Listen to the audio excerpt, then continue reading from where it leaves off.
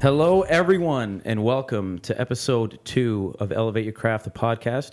I'm Matt Kasimovic, and today I am here with a man of yore, a king of kings, and an overall cool guy, Mr. Patrick Collins. Woo! Thank you for that lovely introduction. Thank you, sir, for being here today. It is much, much appreciated.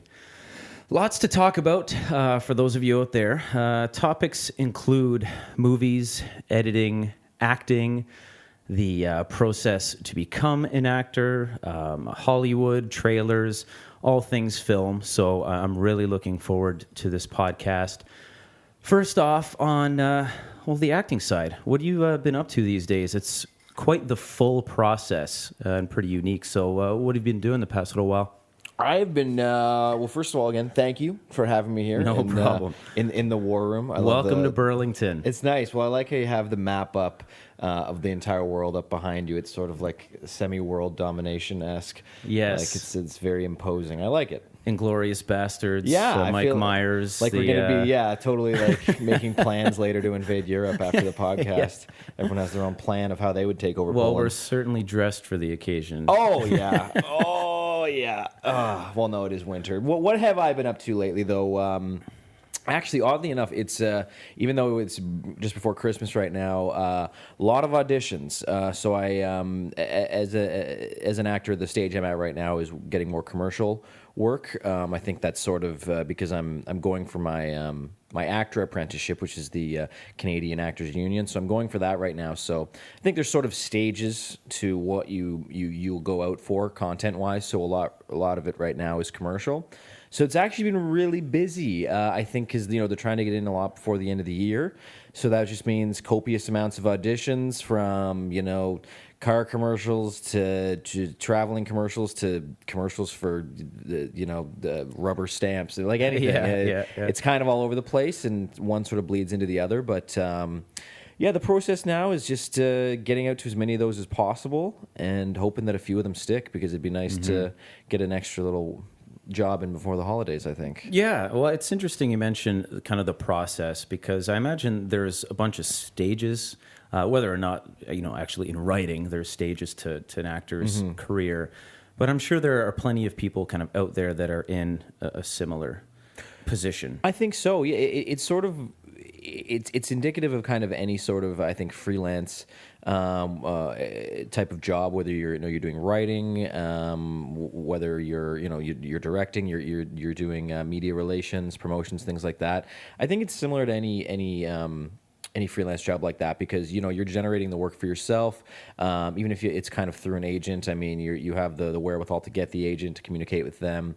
So yeah, it's I think you're right when you say that there are stages to acting and to the trying to work your way up in it. But I think it's those stages end up at the end of the day being different for everybody, because there's no specific. It's true, like there is no actual map. Yeah. There's just things that if you follow all these steps, it should work out to at least get you a job, not necessarily like rich and famous, etc. Yes, of course. But I think it's definitely like where I'm at is in the introductory stages right now, getting to know people, getting the name out there, making sure you have good, nice new headshots. And so I think at this stage it's the same as any sort of beginning freelance of just like, what am I about? What do I have to offer? And like, where are the places in and around my general vicinity? And thank God Toronto's a great city for acting and performers of all kinds, I think. Yeah. So like, where are the places I can go to sort of to express this, to meet with other people and to get a job? Yeah, and I'm sure that's pretty intimidating, to kind of that uncertainty. Yeah, very. And it's present in a lot of different jobs, but I'm sure that's why a lot of actors stop being actors, and I'm sure that's why some just don't even do it, because it's scary. Yeah, it's really scary, and it's something that like.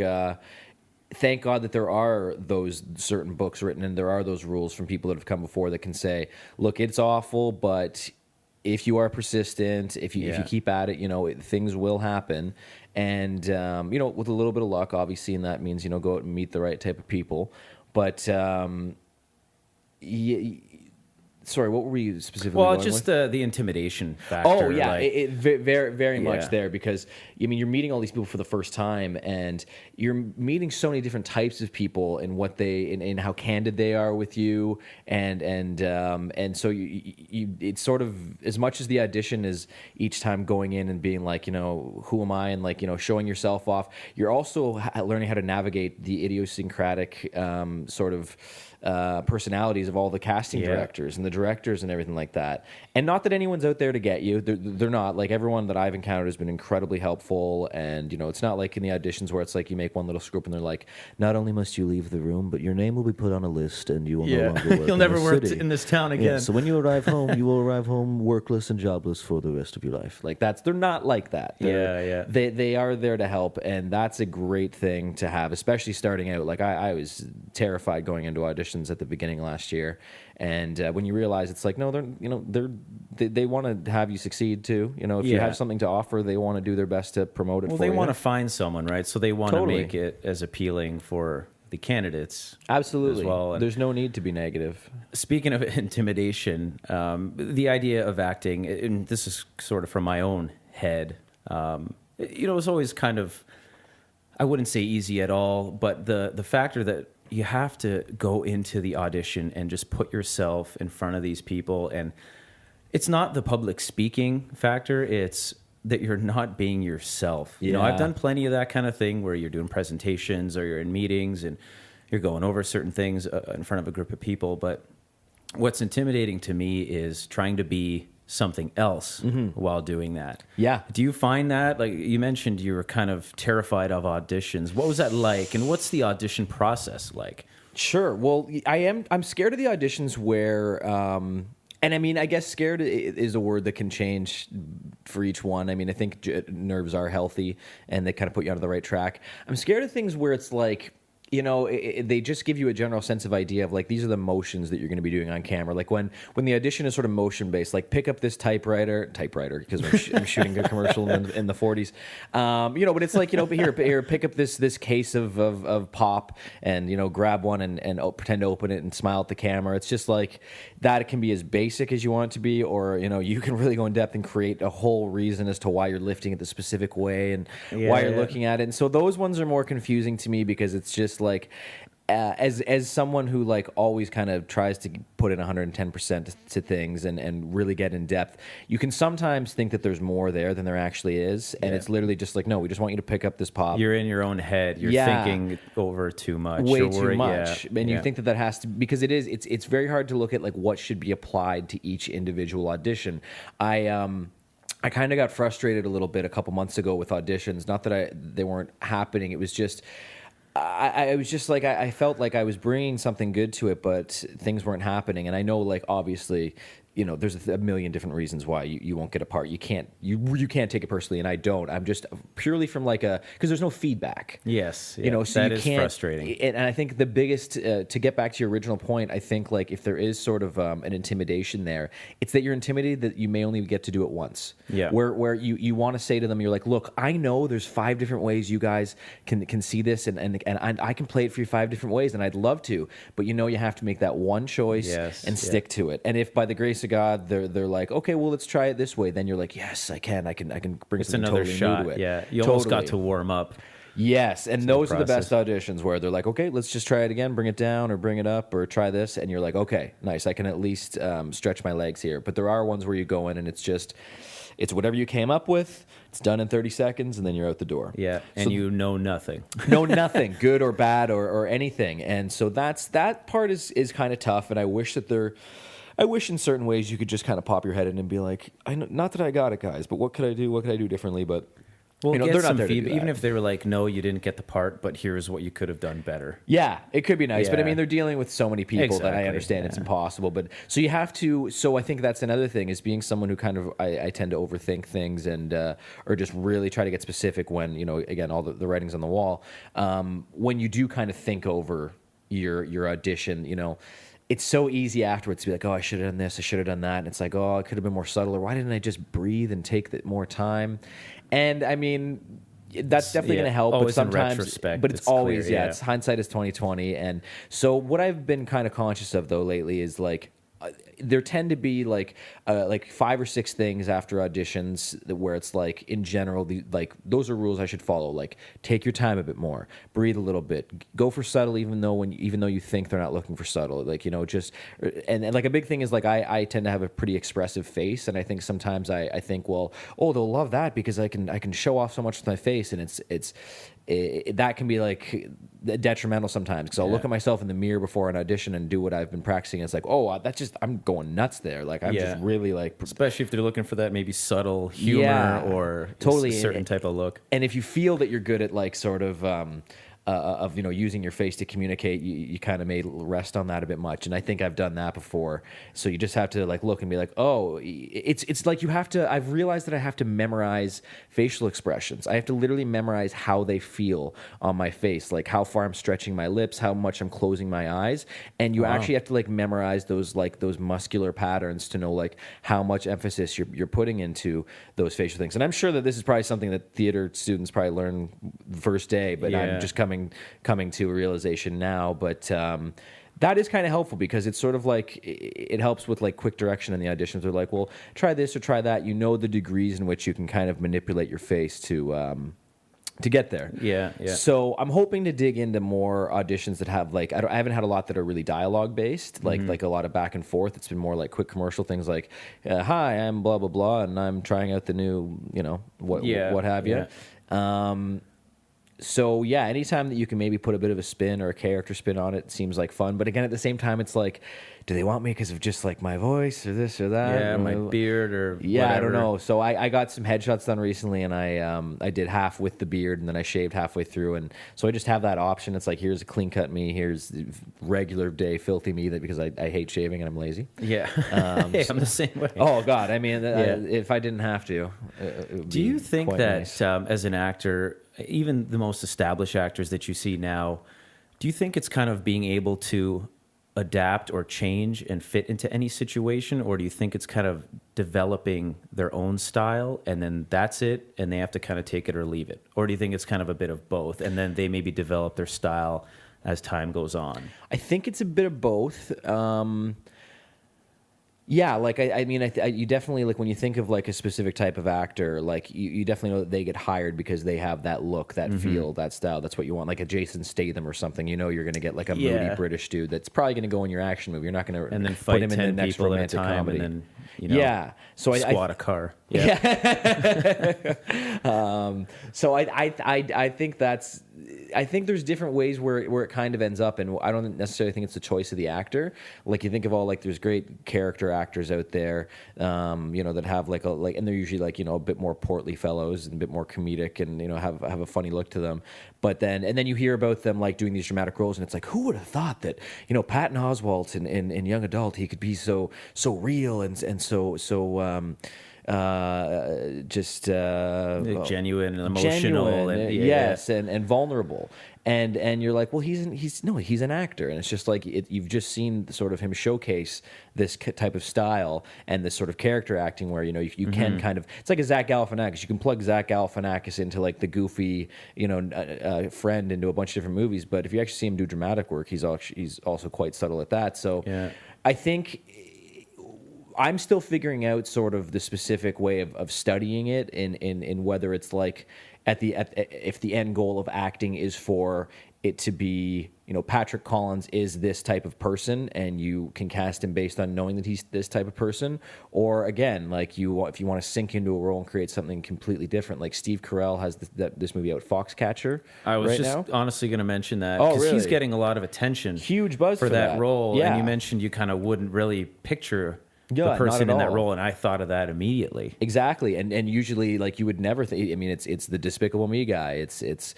Dinner for Schmucks, The Office. Like, he's a goofy guy. He's amazing at it. But and then so that kind of helps. It can almost like help to draw buzz for a movie in a way where it's like, oh, we know everyone's gonna be talking about this because Carell's the funny guy, and now we got him being like this crazy sociopath. And but I think I think any actor's capable of it. It's the same thing like you hear from a lot of people saying like there should be a Best Picture Oscar for comedies as well, because comedy is so much harder to communicate successfully to an audience as opposed to, I think it's hard to make an audience audience laugh than it is to make them cry, like truly laugh. And so it should be celebrated more. And so people are always shocked when they see comedic performers slip into something. I mean, like even like Robin Williams doing Good Morning Vietnam, Patch Adams. He doesn't, do a lot to change his physical look because he's such a chameleon to begin with. Oh yeah, he's very unique in that respect. But it's just about toning down what's there and aiming it in a different direction. So Good Will Hunting too. Totally. Yeah. So He I was think great. he's always good at playing. He's so measured and quiet, and he comes across so genuine and fragile. And he's such a good actor. I mean, he was. It's a shame, but I think so. I think at first, actually, like what I'm learning in acting class right now is my prof had a prof teacher, whatever the heck you call him, had a really good point in class. He was talking about another girl that was in one of his classes, and she was saying, "Well, I don't have a boyfriend right now because I'm just trying to get my career started." And he's like, your boyfriend is your career. Your relationship is your career. That experience is your career. Whether it's a good relationship, a bad relationship, like that life experience is what you're going to be bringing. It will shape you in some way. Exactly, Yeah. and it's something to pull on in a scene. It's like then you'll have experience in a specific scene. You can pull on that emotion and that feeling. You can know what it was like to be in that horrible fight or that amazing weekend of romance that you had together. You'll be able to pull on those emotions and make them genuine and bring them into the scene. So his whole philosophy is, don't deny yourself, the good and the bad. Don't deny yourself a life, because it is where you can only read so much about like what a character should be like or what a cop acts like. It's like unless you kind of actually get into it with like this type of character, this type of person, you're not. It's always going to be disingenuine, and a lot of people are good at hiding that because they're just such good character actors. Yeah. But that's something that I'm trying to do and be more aware of. Is just like, I mean, I work as a server as well, part-time, and like bartender, and like you meet a lot of interesting people. Sometimes you're rolling your eyes a little bit, but at the end of the day, it's like you're forced into a situation where you have to instantly communicate them and get along with them, or just have a general understanding. And that's like walking into an audition as well, where you have to read the room. You have to be like, are they no nonsense today? They just want to see me do this, or do they want to have a little banter? Because I find that sometimes That's key, yeah. especially in customer service. I mean, I bet. And what you were saying before, it's something you can really pull out in general too. Your past, it might not have been the greatest these certain times, but you pull from it and then just kind of don't deny it. It happened, and there you go. It shaped you kind of in the way you are. Yeah, that's a really, really good point. Now, with acting, it's kind of just me knowing you for, almost 10 11 years. Yeah, 10 years now. Almost 11, yeah. I always saw you as the guy behind the camera, and whether it was director, editor, any sort of technical part to a crew. This is kind of the opposite now. So what caused that shift? It's very interesting.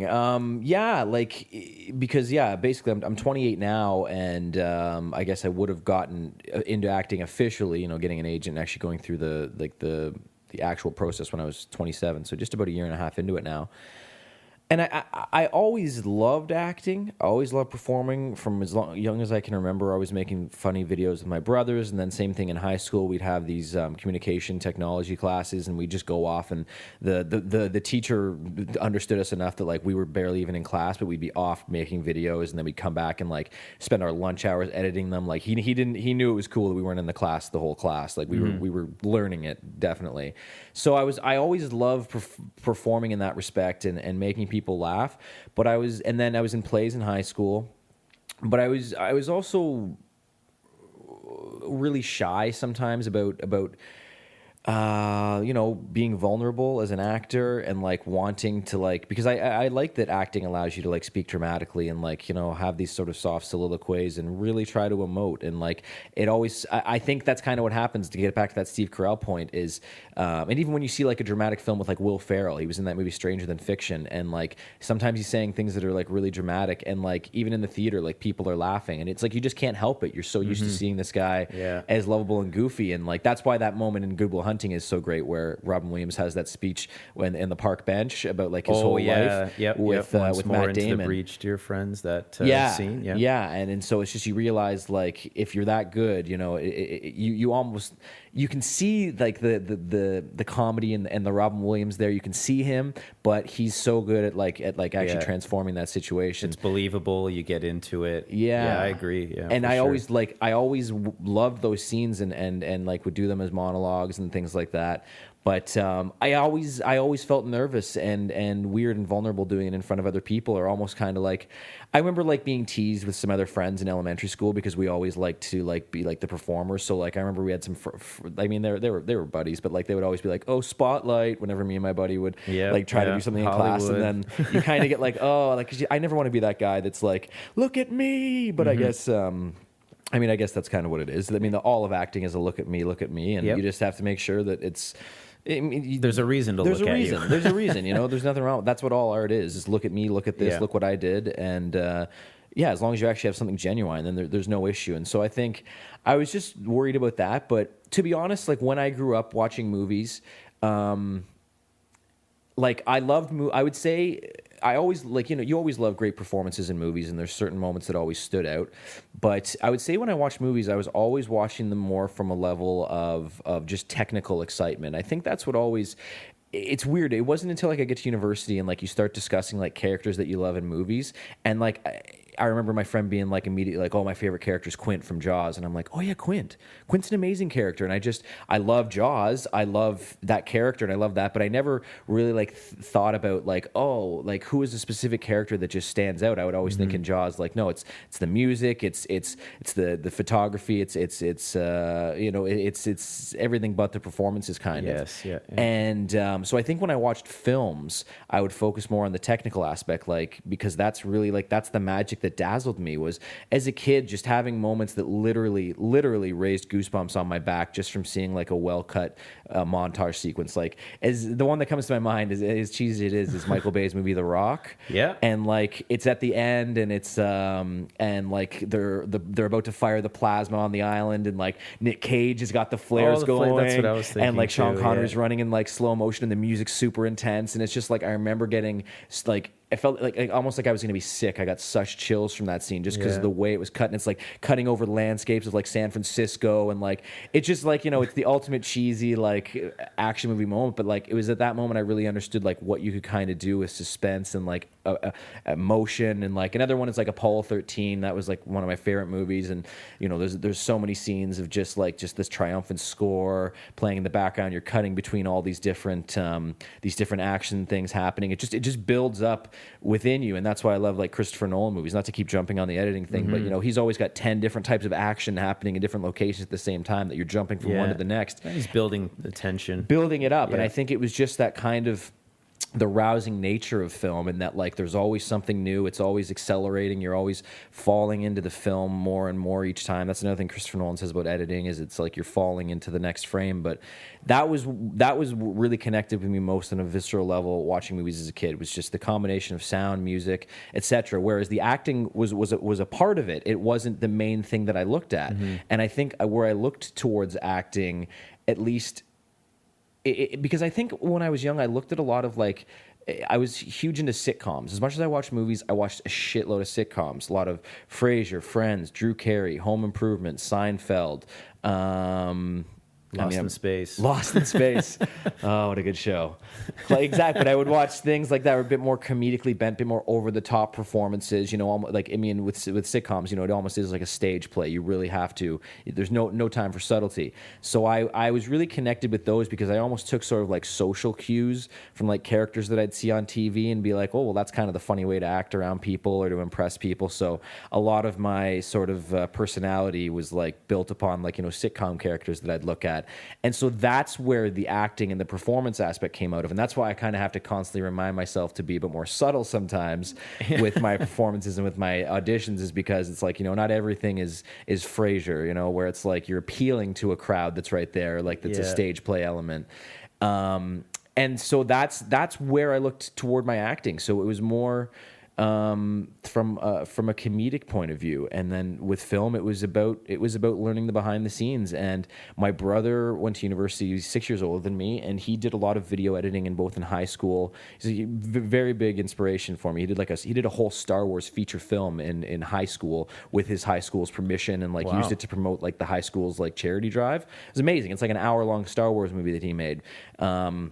And I was like, I thought he was Spielberg. Like, I was like, this is the most amazing thing in the world. And he always got me into like the behind the scenes of like how he recorded the sound and how he shot it and how he edited it. Because he was going to these classrooms 6 years before me and like doing film editing with like VHS tapes. And I'm like, this is the coolest fucking thing in the world. I loved it. He would show me these montages he made set to like Rolling Stones music with Star Trek footage. And I'm like, I thought I died and went to heaven. I couldn't believe just like you could repurpose this footage and cut your own videos. And so he really influenced me to get onto the technical side. And I also think my dad is a former music teacher, and he's very meticulous about the technical side of the arts. And I think it's just that meticulous nature that kind of got me into the background of into like the behind the camera-ness of film.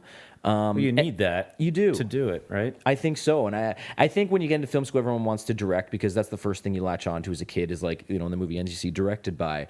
And I don't think anyone really goes into university quite knowing specifically what a director actually does, and that it is much more of like you're like the general manager, just making sure all the departments do their best and are on time and report and you know, get your vision across. And so I learned a lot of that in school, and I'm totally fortunate for what I learned at Ryerson as far as film goes. Like, it was a great way to meet really, really intelligent and like-minded people, but also I wouldn't have been able to learn the technical side any other way. I mean, I didn't have the means or the money to pick up a camera, like a digital camera necessarily at that point, or a film camera. And I think it just really informs. Would you say that informs it. The film school, is it focused on the technical side? Because I think there was an acting program too, right? There was at Ryerson. There was like the theater acting, and we would use them for our films. But other than that, the curriculums weren't too connected. Okay, so other than I guess the films you were making, that's the only acting you would do. There wasn't really any instruction specifically for acting. No, okay. not at all. They would like you could get actor performers like the Actors Union. They could because they get a lot of incentive to do student films. So that was great that you could use, you know, a lot of good professional people through ACTRA to do the films or through the theater school. But there was no classes for acting. I think it really was geared to the technical side, to the new media side, to getting you to figure out, okay, you know, kind of what are you going to focus on when school comes out, when school finishes.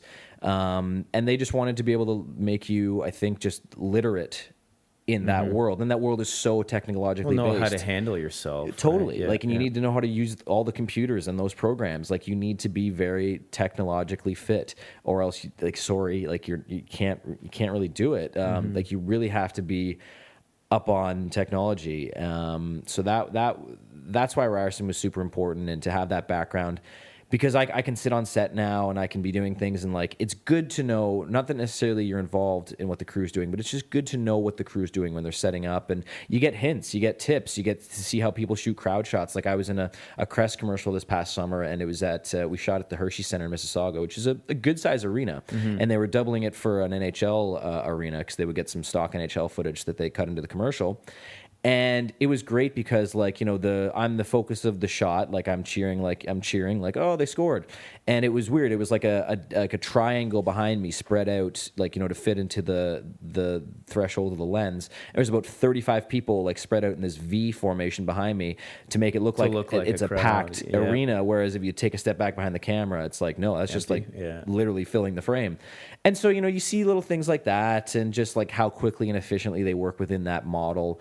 And those are great things. And I think that's what film school has helped me with, in a way, in that, like, you realize, like, making film is a lot harder than you think.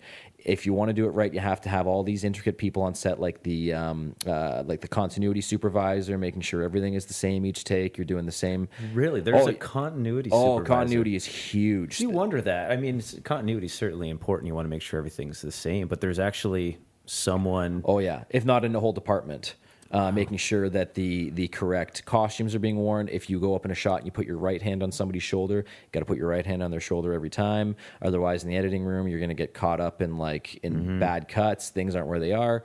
I mean, it just comes to my mind right now. In Lord of the Rings: Return of the King, they talk about it on one of the DVDs that they had to reshoot the final scene a couple times because they broke for lunch, and then I think it was Sean Astin, one of the hobbits, he forgot to wear his vest or his belt back, and they shot the whole rest of the day and no one noticed.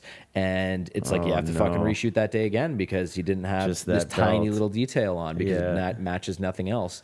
So continuity is huge, and that's something that I would have had no idea about before film school, is that you need them, and then you need an on-set producer, a line producer. You just need a lot of people making sure that stuff is moving fastly, efficiently, and so it's great for that, because otherwise I'd be on set and I'd be wanting to ask these questions and learn it. People are working hard on set. I'm sure people just expect you to know. Yeah. Otherwise, I think that's part of it. Or if not, just kind of shut up, stay out of the way. And then when they need you in front of the camera, get in front of the camera. Yeah. And another thing I hear in acting class, and I agree with completely, is it's like the Alfred Hitchcock famously said that actors are cattle. And honestly, you kind of are. You have to humble yourself to it, that you are as much a cog as the gaffer who's lighting the scene, as the sound recordist. These are all integral means elements. to an end kind of thing. Yeah, they're expecting you to show up and know what the hell you're doing. They're not expecting you to show up and figure it out on the day. You're a craftsman, like the same guy that's going to be carving wood to make the sets. Mm-hmm. So I like knowing that you're essentially your furniture in the scene, and you should let the director manipulate you how you need to, and then you give what you were hired to do. Yeah, and add your patented copyright, your personal flourish. Yeah. Would you say that film school is necessary for someone to be successful, I guess, in the industry? No, definitely not successful. It's weird because nowadays, a lot of the knowledge that I learned, I went into school right at sort of the cusp of YouTube becoming a thing. Yeah. I remember even in the first. Honestly, it wasn't even until my final year of university where YouTube even barely even had HD content. It was still kind of in its early stages. So when I went to school, we didn't even have digital cameras yet. They weren't really a thing to have digital video cameras. Mm-hmm. And if they were $25,000. Whereas the most top end ones now are at $25,000, whereas they would have been $3 million. Oh, wow. Back then, it was crazy. When I went to school, it was essentially when the first major feature films were being shot digital. Collateral was a big one, Apocalypto. Even I think Superman Returns was also one of the first big movies to be shot digital on the Genesis camera. And Hollywood was still just getting into it at this time, and now it's it's full-fledged digital. I mean, Kodak had almost shut down, but so I got in at an interesting time that I'm actually fortunate about. Where in first year we did use these old Bell and Howell 16 millimeter. Yeah, we shot with you in first year, and these are what Canadians would use in the Korean War to report, and they probably, the ones we were using were probably used in the Korean War. Probably filmed some horrible, gruesome Manchurian Candidate-esque deaths. So we used old 16 mil, and we cut handheld on what's called a Steenbeck. It's where you're actually cutting and splicing the film all on your own. We did that in first year, and that was amazing, just to give you respect. And I think about that nowadays with how quickly it is for me to bring up a frame and stretch it out and add music within 5 seconds. And it's just to imagine doing it on that process. It's oh my God, you gotta have such respect for these people that, and I mean, even it was up until I think Saving Private Ryan was the last movie to be cut on by hand with film. Saving Private Ryan, that movie was cut on actual film. That was a fantastic movie. Exactly, and it's 3 hours and incredibly well and fast cut. And it's you think about all those were actually spliced in with tape. It's literally cut. It's insane. It's insane. And so I'm glad that so first year was great for that. But again, it was at the time of the digital revolution. So I think nowadays, do you need film school to be successful as far as getting a job, at least within the industry? No. You probably don't, because if you save up your money as a teenager and you're able to get a good camera, I mean, anyone can shoot and edit a freaking movie on their iPhone nowadays, and it's actually not bad. I mean, if you're learning, I mean, that's what we did in high school. We had these old handy cams, that were 30 frames a second. They didn't look great, but we cut our teeth on it. We would shoot silly videos all the time. We would shoot backwards, reverse photography, trying out all these things, and then edit them together in iMovie in high school. And it's people can just do that now on their iPhone. So as long as it gets you working, as long as it gets you understanding the workflow for how film is done and for how, shooting coverage, what you need for a scene. Yeah. I mean, that's the things that you'd be learning in film school when you're shooting the actual films. What film school can provide that, sitting around and shooting with your friends can't, I think it's just sort of a particular respect for the craft. You spend a bit more time analyzing it. It's good to like be forced to read a lot of film history books and a lot of film theory books that at first seem like they're really hard to read, but if you begin to kind of get a passion about them, there's some of it's amazing. I've read this one book by Walter Murch, who edited like Apocalypse Now, the Godfather films, The Conversation a lot. He worked with Coppola a lot back in the 70s. He's considered like one of like the best editors ever, and yeah, he has a phenomenal book called The Conversations, written by Michael Ondaatje, who wrote The English Patient. So it's like a series of interviews. Yeah. Amazingly eye-opening book because he breaks it down to a point where Walter Murch envisions in the future that almost like keys on a keyboard, there'll be specific buttons or button combinations that will create a specific, not specific edit or cut, but like literally we'll take these clips and put them into this sort of pre-programmed style, this sort of pre-programmed cutting formation where it's like, I guess it's hard to say without visualizing an actual Final Cut timeline and how like the footage appears in blocks. But there's, when you do edit, there's a lot of recurring ways to dissolve in and out of a scene and to Like patterns maybe. Patterns editing. I think is a good word because it is all visualized at the end of the day. And he's speaking of ways to like essentially like it'd be writing music. You could pre-write an edit for something based on like notes, like you would a symphony or a piece of music. And I mean, it's very theoretical, but it was fascinating to read. And it's like that's the type of stuff that like you may not necessarily read if you're just kind of learning the craft. But again, like with YouTube, you can get tutorials on anything nowadays. Yeah. So I would definitely think that. You don't need it to be successful, but if you want to meet like-minded people, if you just want to go to university and have I think everyone should go to university. Yeah, or some away sort of to school. University. Yeah, pardon me. Away from their hometown. Yes, exactly. Just get out and kind of like live life a little bit and meet new people, and you can if you quit after a year or two. But I'm just glad like. I look back on Ryerson and I love like that I did film and everything. I also loved being in university. I love the experience, meeting people, alone. Partying, having a good time. Yeah, one of the advantages I was kind of thinking about from going to film school is just the people side of it, and you can certainly have that if you're kind of on your own doing your own thing. But I imagine it's a bit harder to find the right people to surround yourself, and even after film school, you might not still be around the people. Totally. But like you said, they're of like mind, that we're all in the same boat. You're doing the same thing. Yeah. So I'm sure camaraderie is something you really learn. It's important. And though. working with other people. It's a lot of late nights. Yeah, a lot of late nights. And, some groups are fantastic. Everyone gets along. Some aren't so great where, lots of conflict. You have to learn how to manage those situations. And normally a leader will spring out of that, or someone who just kind of takes the reins. And so I think you get that out of that experience as well. Totally. You learn to work with other people, which is what you're going to have to do for the rest of your life. Yes. And you learn to work with people that you're not going to get along with, that they may disagree with your artistic output or intentions. And I've been part of both those groups. I've been part of groups where like it just goes swimmingly, and like like I've done like 24-hour film festivals, and we've won 2 of them actually. And like that's the idea of where like you just have a group that just clicks and just knows when to kind of step back and let other people do their thing. And they don't need to get the last word in. They don't always have to have their ideas present. And then I've been part of groups where it's not that there's like a negative bias anybody has. It's just everyone's really passionate, and sometimes it's hard to counter your passion for someone else's and to hold back a little bit. And I think in film school, everyone wants the film that they make each year or however often you make them to be fucking amazing, to be amazing, get into Sundance, to like be like their ticket out of there. And so most of them obviously aren't going to be that. Like, I mean, it's not until 4th year that you even really start seeing actual good films. I mean, there's a few exceptions. There definitely was in my class. And you can kind of tell that from the beginning that like those guys are something special. But it was the ones that screwed up like the most and seemed to go go the worst. That like, I mean, at the end of the day, you do learn the most from, and it is Exactly. school. And if you can just kind of take your ego out of the equation and be like, well, that's kind of embarrassing that it says, you know, directed by Patrick Collins at the end, but I know I'll never do A, B, and C again, and that's already going to Move pay on. back more dividends than I could imagine. So yeah, Yeah. move on. Yeah, yeah. You know, It's- don't be precious with it, and that's something I'm trying to do with just nowadays with everything.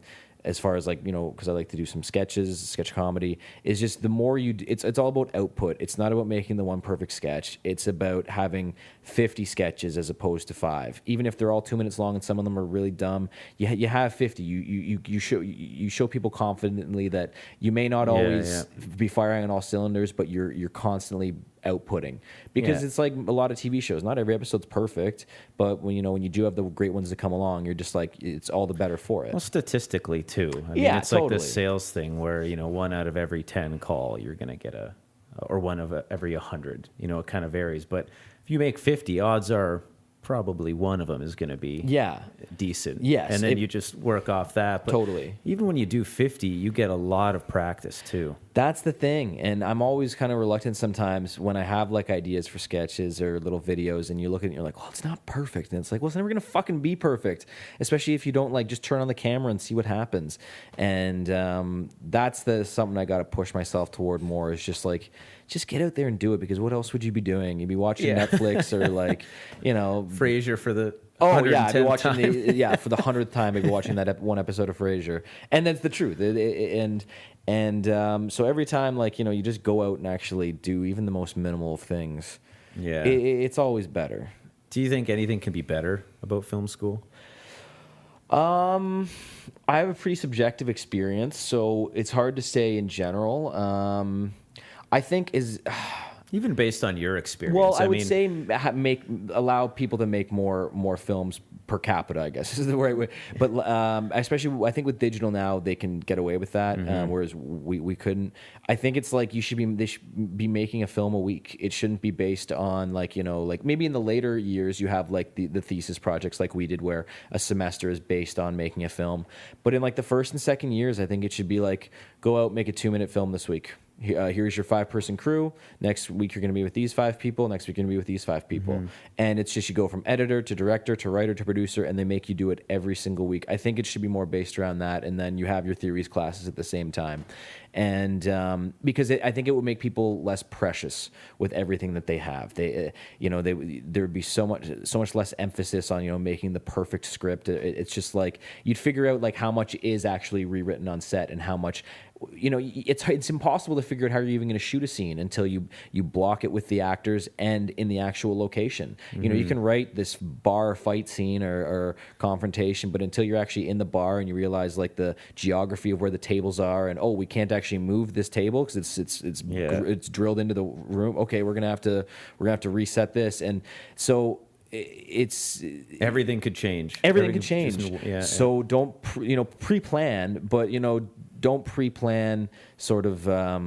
Or be too rigid. Don't I be too guess, in your rigid, I approach. guess. Yeah, that will. And I think if you're just kind of thrown into the frying pan for those first 2 years, and it's just a known fact that not all these are going to be good, but it's just going to be quick. I think that would be better, because that's what people are doing nowadays with YouTube and Vine. Is like, you got 6 seconds, and some people have like 5,000 Vine videos, and they're all 6 seconds long. 6 seconds, 50 million views. There you go. You know, of a cat being frightened by a lizard or something. Unbelievable. Like that. Or yeah, riding a Roomba or whatever. It's Roomba, yeah. insane. It's insane what what works and what sells. And so yeah, you can't be. And it's just like, you look at how many television stations and TV shows there are nowadays. You can't be precious with your art anymore. There was a time where things would have to fall into a schedule on networks that everybody had.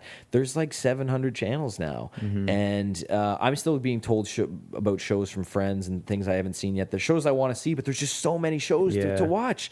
And so you can't be precious with the one thing. You have to try it. If it doesn't work, then move on to the next one. And it could be viewed at any time, too. Yeah, and that's a good thing. And that's what I think. I think the Netflix CEO made like a kind of an announcement about where he thinks the future's going. But I've talked with some friends, and I really think like the future of the way media will be sort of shown is, instead of ABC the channel or CBS the channel, it's going to be CBS.com, ABC.com, and just you're going to turn your TV and it'll be channels, but there'll be internet channels, and you'll just be going from WW. Yeah. Well, now Bell they've other. released Show Me. Yeah. I think there's one more too, but they're Crave or something. Crave, like that? yeah, exactly. I think that's the Bell one. And Yeah, then they're all Show trying Me. to. Show Me's the Rogers one, I think. Yeah. And they're all trying to compete with Netflix because like as long as they find a way, which I think they have, part of the writer's strike was figuring this out. If they find a way to monetize, how DVR numbers or how download like legitimate download numbers take place from the site, and they can monetize that, then there's no reason that they shouldn't just make it like go to CBS.com to watch the new episode of Survivor instead of like 8 p.m. Wednesday you have to turn in at this time. Like nobody wants to do that anymore. And Nobody ever TVs wants to are do smart now too. They've got all the Totally. software, the apps. Yeah, built you can in probably them. just say like TV, record this program at 9 p.m. tonight, and it'll do it. So I think that's an environment where there's more opportunities than there ever has been, but it also means you have to work just as fast as everyone else is, and people are working really fast and getting a lot done really quickly. Yeah, and I guess the implication, if you could call it that, of that is that there's a lot more that isn't so good too. Totally. You have to filter through so much.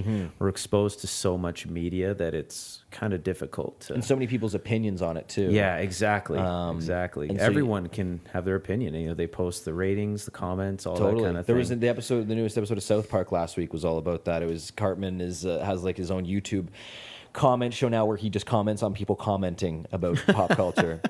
Which I guess is part of Facebook, right? It is. The comments Yeah, just it's keep just going they and going. constantly comment one on top of the other. It's just so meta. Yeah. And but there's always going to be crap, and there's always going to be shows that get overlooked and shouldn't get overlooked because there's just so much out there. And I think the most you can hope for is to just be involved with something that you're proud of, that can put a roof over your head and can give you, if you're a creative-minded person, can give you the time and the energy to put into your own projects, and then you can shape your own destiny, which is Yeah. ultimately what I would really like to do, is to be able to make things that I have written or I direct and I feel passionate about, stories that I've always wanted to tell. And I think that's why most people get into this industry, is because they do have an opinion or a point of view that they want to get across, and they see filmmaking as such a great way to do that. And I think that is my end goal, is to, and then that's kind of part of it. You want to kind of immerse yourself in an industry first before you go balls out and try to make the best film ever. I mean, at least that's the way I'm justifying it right now, because I'm nearly 30 and I haven't made a feature film. So that's how I'm going to justify it, because I have no other answer. Well, clearly you've felt limited by your age. I mean, we were kind of talking about acting, and so it looks like you feel like you're limited, or at least you got into it late. I do. Yeah. But I mean, the more you hear, and it's weird, like every time I think that, like I go on Facebook and it's weird, it's like 30 actors who got their start after 30, and you're like, oh, thank God. How did you? And then I'm also like, okay, so the NSA is really listening to me to know what I want, and now they're trying to like keep me complacent and happy, All so of that your they can ads will shackle me. revolve around. Oh, totally. Yeah, being above a certain age. Yeah, which is kind of weird. But no, I do think it is legitimately like not a concern, but it is a real. It's a reality. It's like I am 28, and that's not necessarily the best thing. Like if I had started when I was 18, there'd be a hell of a lot more opportunities, and it would be like if I had started at 18 and I'm 28 now, that's 10 years where I could have been getting to know people, meet casting directors, meet directors, getting better. Yeah. Whereas it's like I definitely was practicing acting and always doing sketches and doing stand-up comedy since I was like, I think 19, 20. So like there is that aspect to it where I did feel that I was always doing some sort of a performance aspect. I wasn't disciplined in the way I am now, where I'm constantly reading books about acting, doing classes, doing exercises, things like that. But I mean, all it comes down to is just that one right performance, that one good audition, and then stuff happens. At least you got started. Totally. right? That's And it's like John Hamm didn't get Don Draper in Mad Men until he was 36. You know, what had he been in before that? He was on like some dating shows. He wasn't really in anything. Harrison Ford was, I think, 33 when he got Han Solo. I think he did. Well, I guess he had done American Graffiti before, but wasn't really pursuing acting. Yeah. I think even like Samuel L. Jackson, Morgan Freeman, they were like, again, this is from that article I read, but even Carell, same thing, and now Carell's tearing it up, and you can't look at age as limiting yourself, because anytime you start to look at anything as limiting yourself, then you're limiting yourself. Yeah, exactly. It's in your head. And yeah, there's definitely it is easy for that to happen. Like I do that, but it's all in your head. It's something you have to overcome. Totally. Getting back to the technical side, one thing I've always been fascinated by, and you've brought it up a bit, is editing. And it's just a bit recent that I've even thought about it, you know, watching films, anything like that. I guess ideally you don't want to notice editing, but in my head, editing is sort of just cutting things down, stripping something down to its, I guess, purest form, and maybe shaping it for whatever message you want to relay. Is that accurate? Because I mean, it's in everything. Totally. It's in, you know, music and writing, of course. So that's kind of how I see it. But would you agree? I would totally agree. It's about shaping something and finding it, and I would say putting your personal stamp on it. I think you hire an editor in the same way you hire a composer or a director of photography. You like what they bring to it. And with editing, it's been said, it's the final draft of the script. It really is. It's you're the final storyteller that's going to put all the periods and the dots and everything on that on the film. And so it comes down to the artistic perspective of the editor. Sometimes, you know, the editor may love master shots, which is where, you know, you're just shooting the scene itself in a wide and getting all the information out maybe in one take, and you know, you're not doing a lot of cutting, so it's not the most interesting thing to look at. But that editor thinks, you know, like that scene, it needs to know that these characters are so genuine in their interaction that we don't need the falsehood of cutting in to see their reactions, to see their eyebrows raise.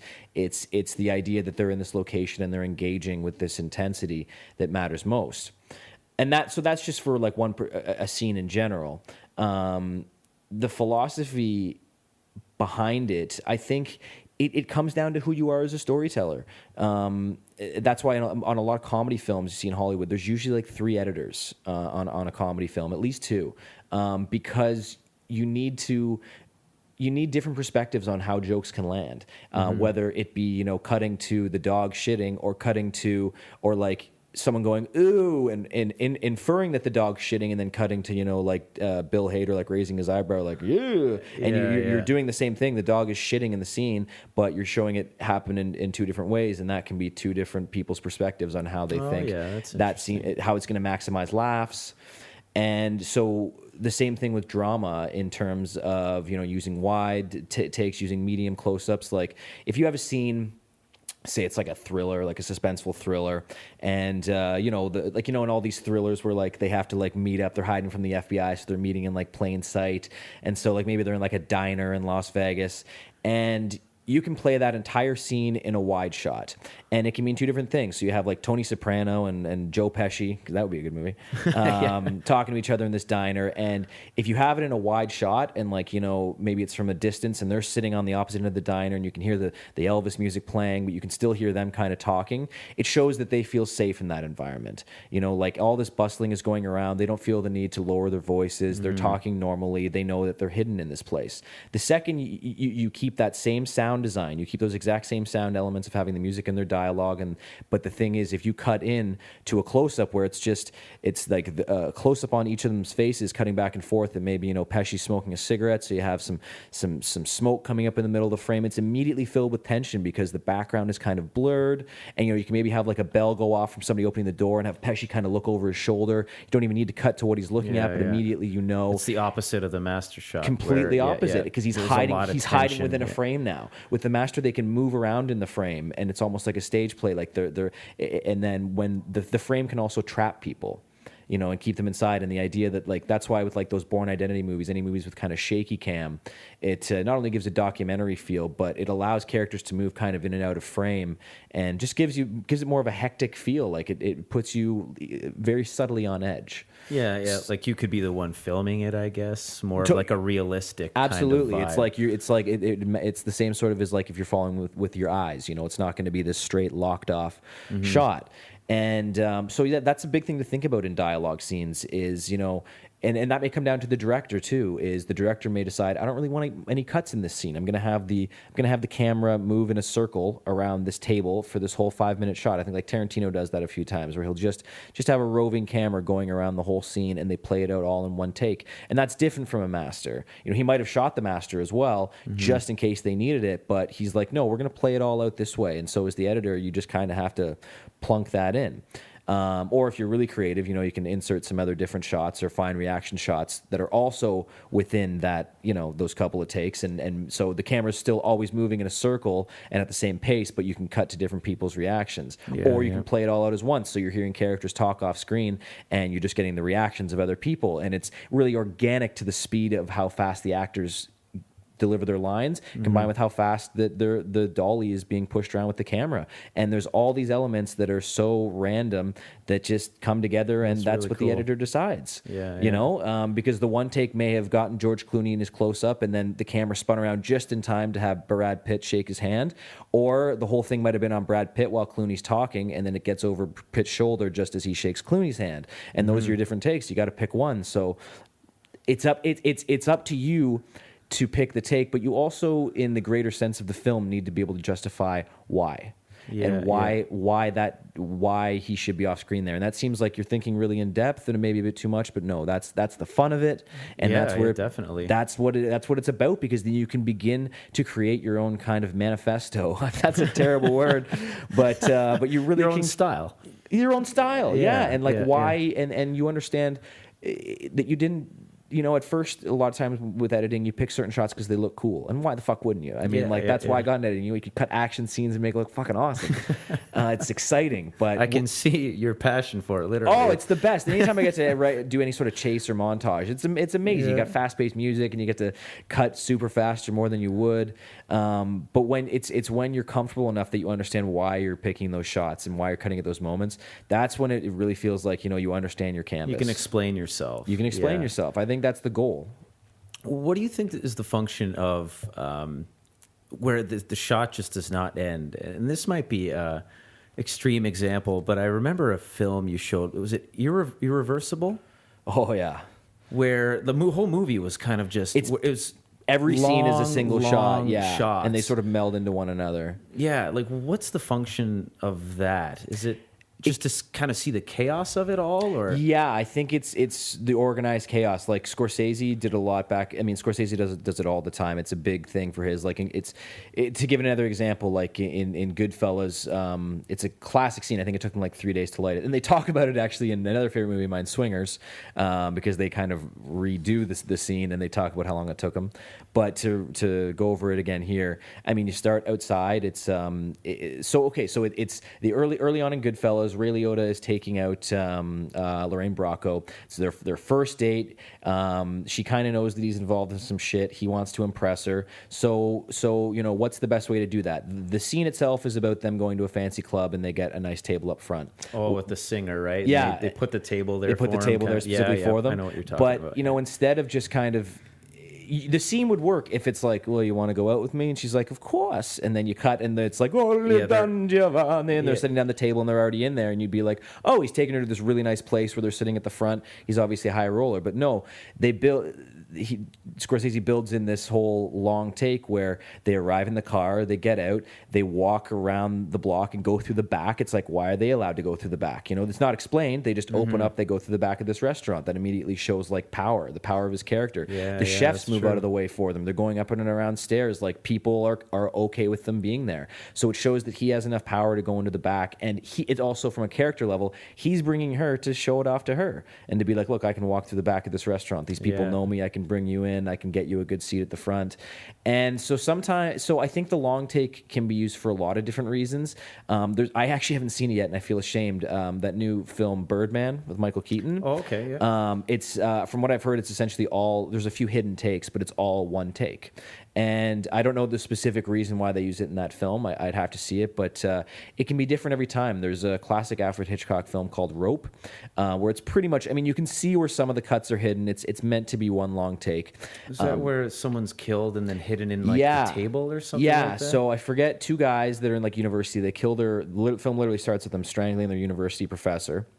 And then they put him into some sort of chest or box in the middle of the room, and they decide to have a dinner party to see if they can get away with it, because they're crazy fucking sociopaths. Yeah, of course. And then Jimmy Stewart is their professor, and he comes up and he kind of eventually figures it out. Great movie.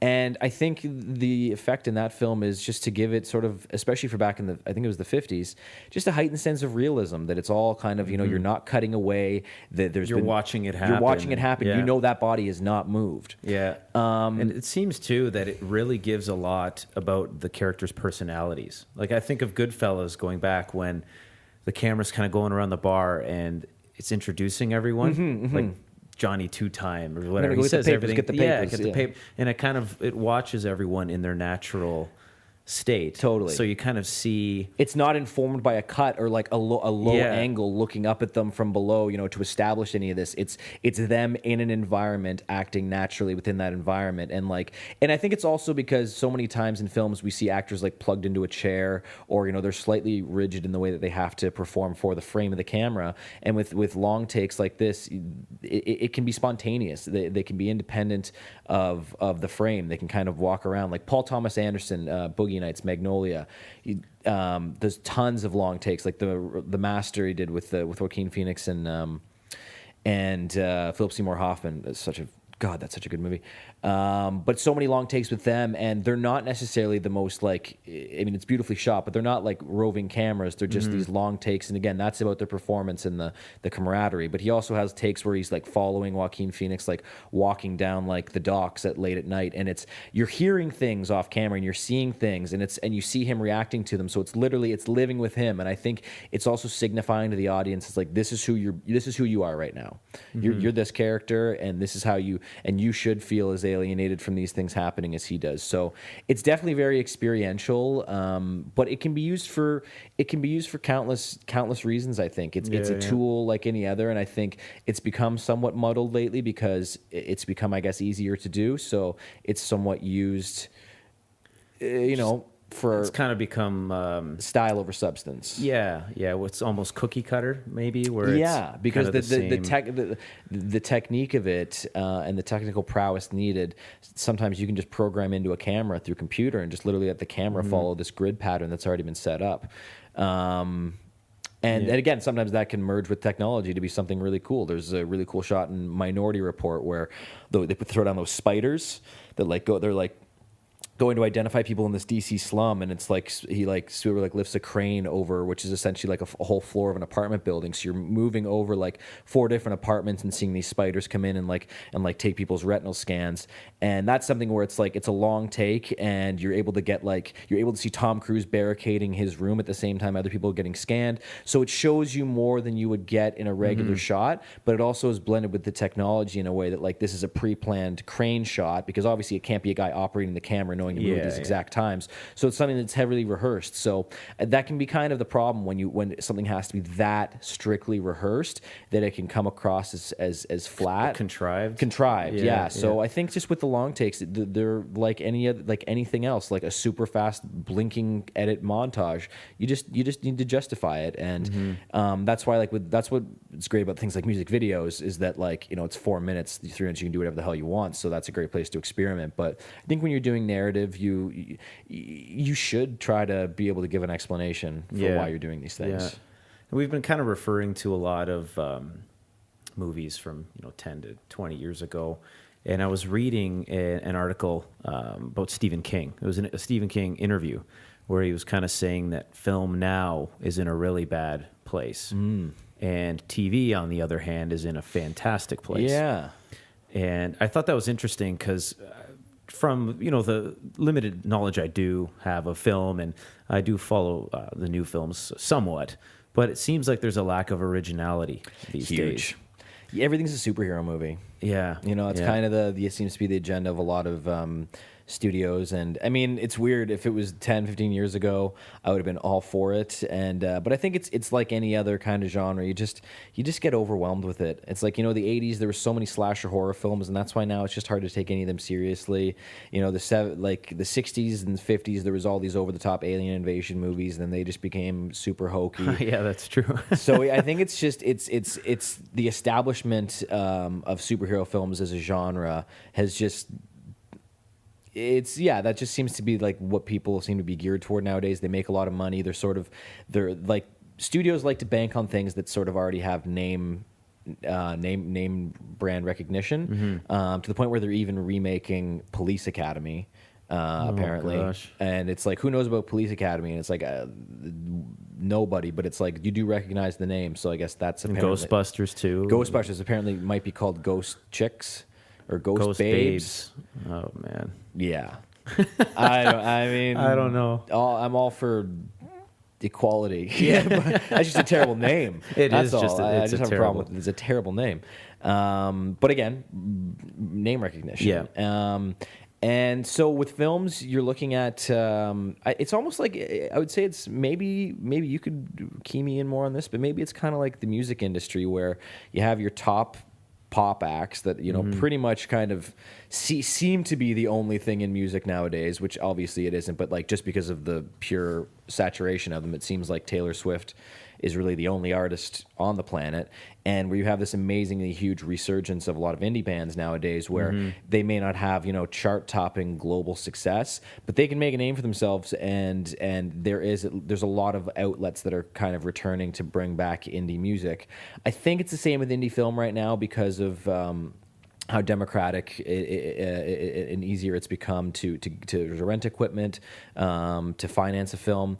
So you really are seeing a lot of exciting new talent in the realm of independent or just like more lower budget film. Like I love this director Mark Duplass and Jay Duplass's brother. They're young guys that they're in their 30s now. They made a Sundance short and then made some features, and they're just incredibly original features. They did Jeff Who Lives at Home with Jason Segel, Cyrus with Jonah Hill.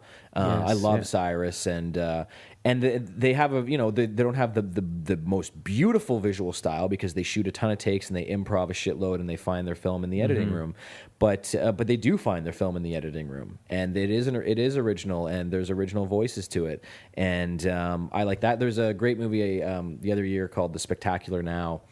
I forget the director's name. I want to say James. I forget. But these are and they just a lot of young talent, incredibly talented actors in them, and it's there. It's definitely like the quality has not dwindled. I just think the storytelling totally has. In places where budgets are given. If there's a budget, there's likely not a script. It just really, really seems to be nowadays. It's rare that you get intelligent blockbusters. And even when you do, there's just so much that's so similar about all of them. Like cities are destroyed at the end of every single one of them, and its Earth is always at stake. And it's like, why can't we just have, like it be a very like low stakes? Like someone's got to. I don't know. Someone's got to stop a bomb from going off at like a school. I don't fucking know. like Die Hard with a Vengeance. Die Hard with a Vengeance. Yeah, exactly. At Chester A. Arthur High. Well, I think by its very nature, like kind of going back to the pop music reference, and I think pop just again by its very nature is meant to appeal to the most amount of people. Totally. So that's going to determine a lot about it. You usually have multiple writers of the music. You have someone that's kind of this like amorphous, very clean cut type person that they're majority a product they're a product. And then when you compare it to more of the indie music or indie films, it's not going to appeal to everyone. And it has a target audience, but that by its just that alone will determine it's not going to, not say not going to, but likely won't be this huge blockbuster. Totally. And looking at films again, that's why a lot of these blockbuster films are the same, because it's that pop formula. Totally. That same thing that's worked before. So they're going And to if it works release it before, again. it likely will work again 5 or likely- 6 more times. Exactly. And a conversation we had previously, you mentioned, I think it was tent poles with studios. Yeah. So kind of, if you can give us a bit of insight on studios and how they plan for these things, and the budgets and when they release films. Is there a strategy to that? Oh, totally. Usually, we're coming up on January right now, and January and February are usually regarded as the graveyard of Hollywood films, where just the ones they had no idea how to market or they just knew beforehand that were going to be turds, they usually dump them there. That's pretty consistent. And when we were young, when we were in high school, there was there's the summer movie season, and that used to be like June till August. Now the summer movie season is quite literally March until almost October, because when 300, the Zack Snyder film, was released in March, I think it was like 2006. That was when like studios were like, oh my god, you can put out a rated R action movie with tons of CG, like a big crowd pleasing film like this in March, and people are going to come out in droves. So that's why this past year, like Captain America was released in April, and like Avengers and like Star Trek were released like May 3rd, like right at the beginning of May. And like it's still, up here, it's still, there's snow on the ground. And these are movies we generally think of, like going on a hot summer's day or night and having a bucket of popcorn. And like, no, it's actually like when it's still kind of crappy out. And to the point where like even the Hunger Games films are like released in the fall now, and like toward they're the last of the blockbusters. And I guess the fall movie season is usually about like Oscar hopefuls, Oscar contenders, because it's like the end of the year. They want them fresh in your mind so that they're going to win some Oscars. So you'll sometimes see some misplaced films that like are tent poles that studios have, and they put them in the fall thinking, well, maybe we'll get some Oscar nibbling out of this. And sometimes it's good, sometimes it's bad, but studios are definitely made on the tentpole model, which is at least the big studios, which is they only need about 3 big films a year to do well. Like they're making less films and they're putting much more money into those films, to the point where both Warner Brothers and Marvel Studios right now just released. It's huge news. They released their slate of superhero films for essentially the next 6 years, like up until 2021. And like all these different films, like 2 times a year, they already have like the months they're coming out, all this, et cetera, et cetera. It's pretty crazy. Because that's like what they have to send out to their shareholders and their stockholders to say, this is the future of the company. And this, like, you're seeing like Captain America 2, Batman 2, all these things. And those, again, the name recognition and knowing that they're going to be tentpole status, where they're going to be getting a budget of $150 million to $200 million. They're almost sure things. They're the Taylor Swifts, they're the Katy Perrys, where they're built in, where they don't really have to be good. You can fool people a few times, and they'll get smart. But if you're throwing this much at them, they'll probably still go, and you'll make your money back if not more. So it's a little bit depressing in that way. But at the same time, you're seeing the resurgence of a lot of independent producers. There's a great producer, Megan Ellison, who's Harlan Ellison's daughter, I believe, and he's a famous writer. And she's producing a lot of really original films now herself with her company, Annapurna Pictures, and so she produced like The Master, by P.T. Anderson. I think Inherent Vice, his new movie, Zero Dark 30. She's doing the new Terminator, to the point now where like she has the clout to like, which would be usually a gigantic, and it is still a Hollywood movie, but like she's a big person in that. Yeah. So there's definitely good investors and good producers out there. And with studios, you can get ticked off at it, and people should get ticked off about shitty movies with their money and not go. And it's hard, but I think I've been burned too many times lately. Like I saw the worst movie of the year for me by far was Amazing Spider-Man 2. It was just painful to sit through. I haven't seen that yet. Don't. Just don't. It's so silly and dumb and has no semblance of a script whatsoever or a storyline or a plot. That's kind of sad, because I loved Spider-Man. I enjoyed it. I felt it was a bit of a rehash, but at least I liked Andrew Garfield. I thought they did some really cool effects, a lot of practical stuff. But the part 2 is it's just rambling. It has no idea what it is or what it wants to be, and scenes make no sense and characters make no sense. And you can tell everyone was just literally throwing in ideas to be like, well, this should be in it, this should be in it. Well, we're going to be doing these. Yeah. And like they tried to market a bunch of future films with this film. And I think Marvel got a lot of the same criticism with a movie like Iron Man 2, where Iron Man 2 is essentially just a prologue to the Avengers, throwing in some extra characters, being like, hey, everyone, remember the Avengers Initiative? Remember all this? And they'll use that to lead into segue into the Avengers movies. And I mean, successful enough, I'm sure, in that like people did go out for Avengers, and I'm sure Iron Man 2 helped, but like no one ever watches or talks about Iron Man 2. It's just like it's kind of a non-movie, which it really is. It's an expensive kind of marketing tactic for a group of movies that will be coming out. Yeah. So with tentpole films, that's happening to the point where now like movies don't even have definitive beginnings or endings, which is really sad. Like a movie, I think, should stand alone, like from beginning to end as to what it is, unless it is known to be part of a bigger story. Where they say from the beginning, kind of, this will be this is chapter 1, or, etc. Yeah. Now it's just like the film ends and then it cuts to this wild animated end credit sequence that just essentially morphs into an extra scene that takes place after the credits. Then you watch credits and then there's another scene, and then the whole movie itself is littered with references toward other films and things like that. And I think that's really cool. But I think it's just been taken a bit over the deep end a little bit. It happens a bit too much. And I think it's something that actually works more for television, because television is more commerce based, where it is coming out weekly. You do depend on your sponsors to stay on the air. I think having like those elements and like setups work better in an episodic way, instead of just like, here's a bunch of these characters and in 3 years you're going to see them in a different movie. It's just like, at the end of the day, it only works it's temporal. It only works for that first time you see it in the theaters, and for the rest of the times you're going to watch it on home movies, or your kids are going to watch it, etc.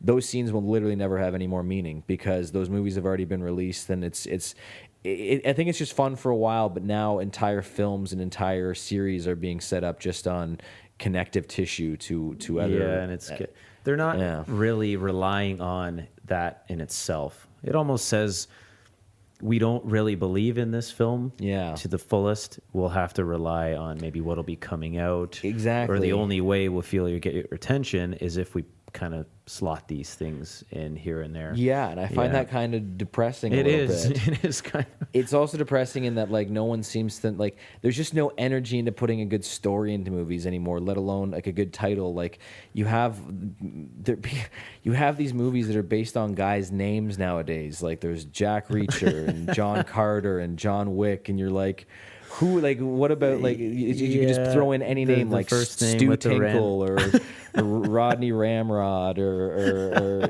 Hoyt Kleenex or Hoyt Longleaf.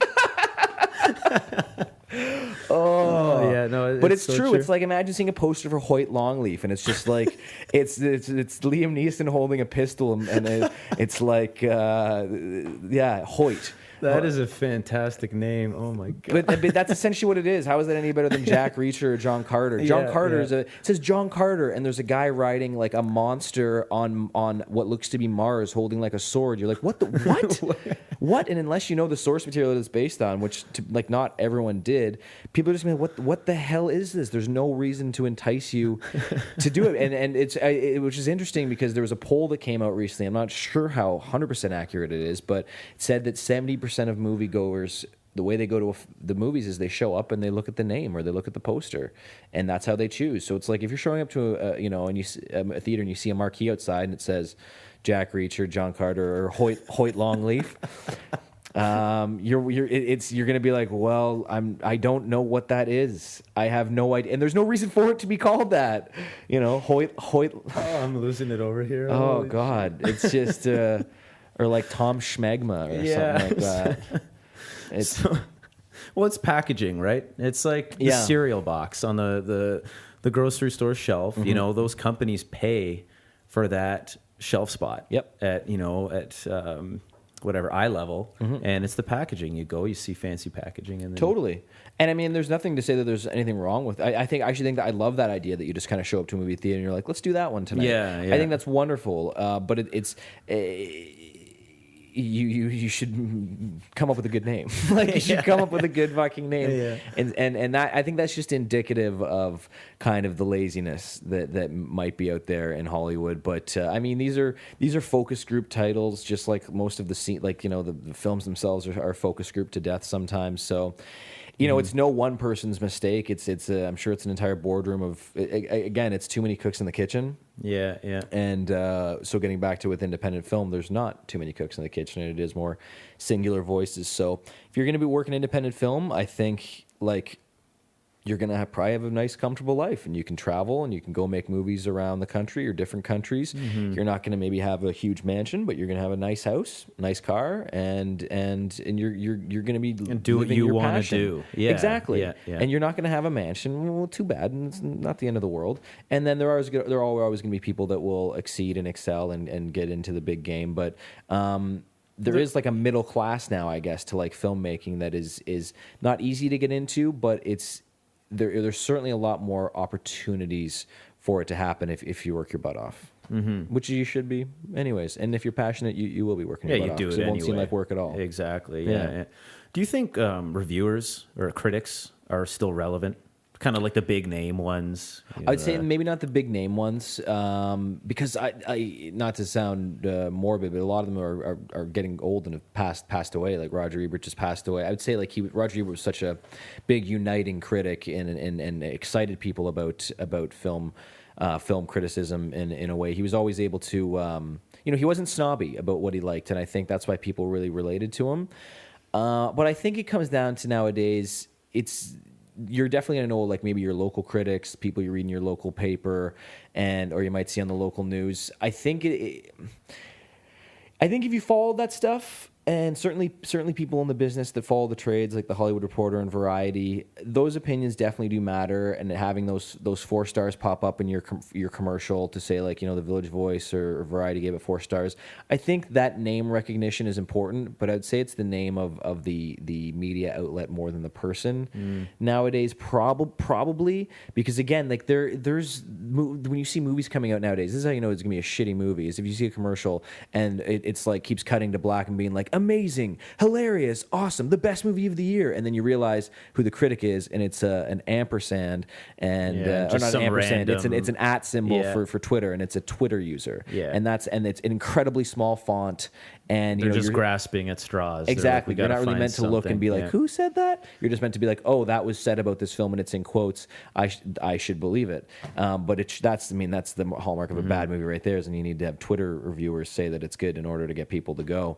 So I think studios and marketers are using any avenue that they have in order to sell the film, because I think that with a lot of online outlets for film reviews and film criticism, a lot of them are kind of bitchy and nerdy about a lot of stuff, and rightfully so. Like they get into the They pick it nitty-gritty. apart. Yeah, they're really nitpicky, and sometimes it's like come on, like we really don't need to be arguing about like the color palette of Princess Leia's like robe here. Like come on.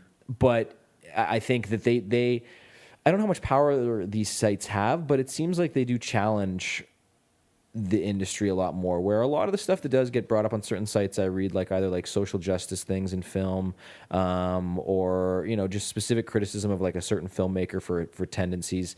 I think that those do catch fire a bit more lately, and they do kind of, if you get a lot of negative vitriol about like casting somebody in a movie, it's usually through these blog sites, and that's how they gain traction. And so I think the blog sites do have power to sort of shape the news about the industry sometimes. I don't think necessarily their reviews matter as much. I think they lose power too. I mean, it's kind of like the dollar. I mean, the more there's out there, it inflates. It's saturated. Right now, I could type in Google, whatever Apocalypse Now review, and 100 reviews will come up. Totally. Whereas before, you maybe open the newspaper and it was, you trust that name, and you trust that, exactly. So I think it's about it's the same thing. You're finding a site that you trust or that your kind of views fall in line with. But it's like the quicksand of any other internet site. The second you go into the comments, you're gonna fear for humanity. Yeah, and you're gonna end up disagreeing with the people that you're reading most of the time anyway. So the best reviewer that you can be is to just take multiple opinions but also have a strong one of your own. And the worst thing that annoys me about talking about films with people nowadays is it so quickly goes on the negative hyperbole. If like someone sees a movie and like there's elements they don't like, people always seem to want to shift into the negative and just not like the movie in general. Or people are kind of afraid to like defend their views of liking like what is considered a generally like hated movie, instead of just being like, it's a movie that I enjoy. Like I've gotten into arguments with people. I love I love the movie Alexander, Oliver Stone's Alexander with Colin Farrell. And it's like pretty generally panned across the board. and I have conversations with people like, why do you like that movie? And it's and like it is fun to get into it and be like, well, because the music and the battle scenes are amazing, and like you do have fun and be passionate about it. But sometimes you just want to be like, because I like it. Exactly. I was just going to say that too. I think a lot of it people tie to their identity, or they're afraid of what other people will think. And I think that's seen a lot in pop music, or a lot of music as well, where you're kind of, it's like a guilty pleasure, or even TV if you're watching like Melrose Place. Totally. Or you have to be forced to call it the guilty pleasure. Yeah. You just can't enjoy it. Exactly. But it's for the sake of just watching it to enjoy it. Yeah. It's why not? Like I like with TV, like I love the show Survivor. I adore the show Survivor. And how long has it been on? Like 32 years? It's been on 14 years. Wow. Yeah. So it's in its they do 2 a year, so it's in its 28th season, or maybe even 29th. And I love it. I look at it. I can see all the problems with it. I understand how shallow it is sometimes and ridiculous, but I like it. I have fun with Big it. Brother's another one like that. Totally. Where people just love Why Big Brother. should you feel bad for enjoying it at the end of the day? I think it's fun to have those. Like I saw Interstellar recently with some friends. Half my friends really did not care for the film. I really enjoyed it. I didn't think it was a masterpiece by any means of the word, but I just appreciated where it went and how it stayed true to its voice from beginning to end. And we definitely got into some heated conversations about that with my friends. But like I can take that, because I think like when you're talking with people that genuinely like understand the craft, not to say that you can't converse with anybody about film and all opinions aren't valid, of course, but it's easier to have like a harsher conversation when you're dealing with people that know specifically what they're talking about. But as far as just like when you're having a random conversation, it's like, oh, I liked Interstellar. People are like, oh, that movie sucks. You don't have a half an hour to be like, well, no, there were these elements that maybe or didn't ask quite... them, well, why? Why does it suck? Yeah. And they're like, oh, it's just stupid. That part was dumb. And you're like, parts were. But it's like, I've seen a lot of movies where like I've come out of the film and I've been like, I didn't necessarily really enjoy that, but that's a damn good movie. And and I don't necessarily need to see that again anytime super soon, but that's a hell of a film. And that's what it's got to come down to, is just like, because the way you experience a film can be dependent on how shitty of a mood you might be in that day, what time of day it is, if there's lovely tiki drums playing in the background, things like that. Would that have popped up? Well, it's this new, like, I guess your computer now can talk on the phone or something. Oh, interesting. Like that. Yeah, so. Well, if that didn't come through, it's going to seem like we're talking about nonsense. I'm hearing things again. I just brought up tiki drums for no reason. This guy's on Quaaludes. Yeah, well, I've always wanted to ask you this, and I always forget. For me, and it's probably not the best attitude, but classic films, like the black and white, any movie that's 60 years old, 50. If I see, I really like horror movies or whatever, but if I see that it's just, from 1960, I just cannot, I skip it. Yeah. But there's a lot of great classic films. I mean, there really are. But what is, I know you appreciate them. Like, what is it about them that...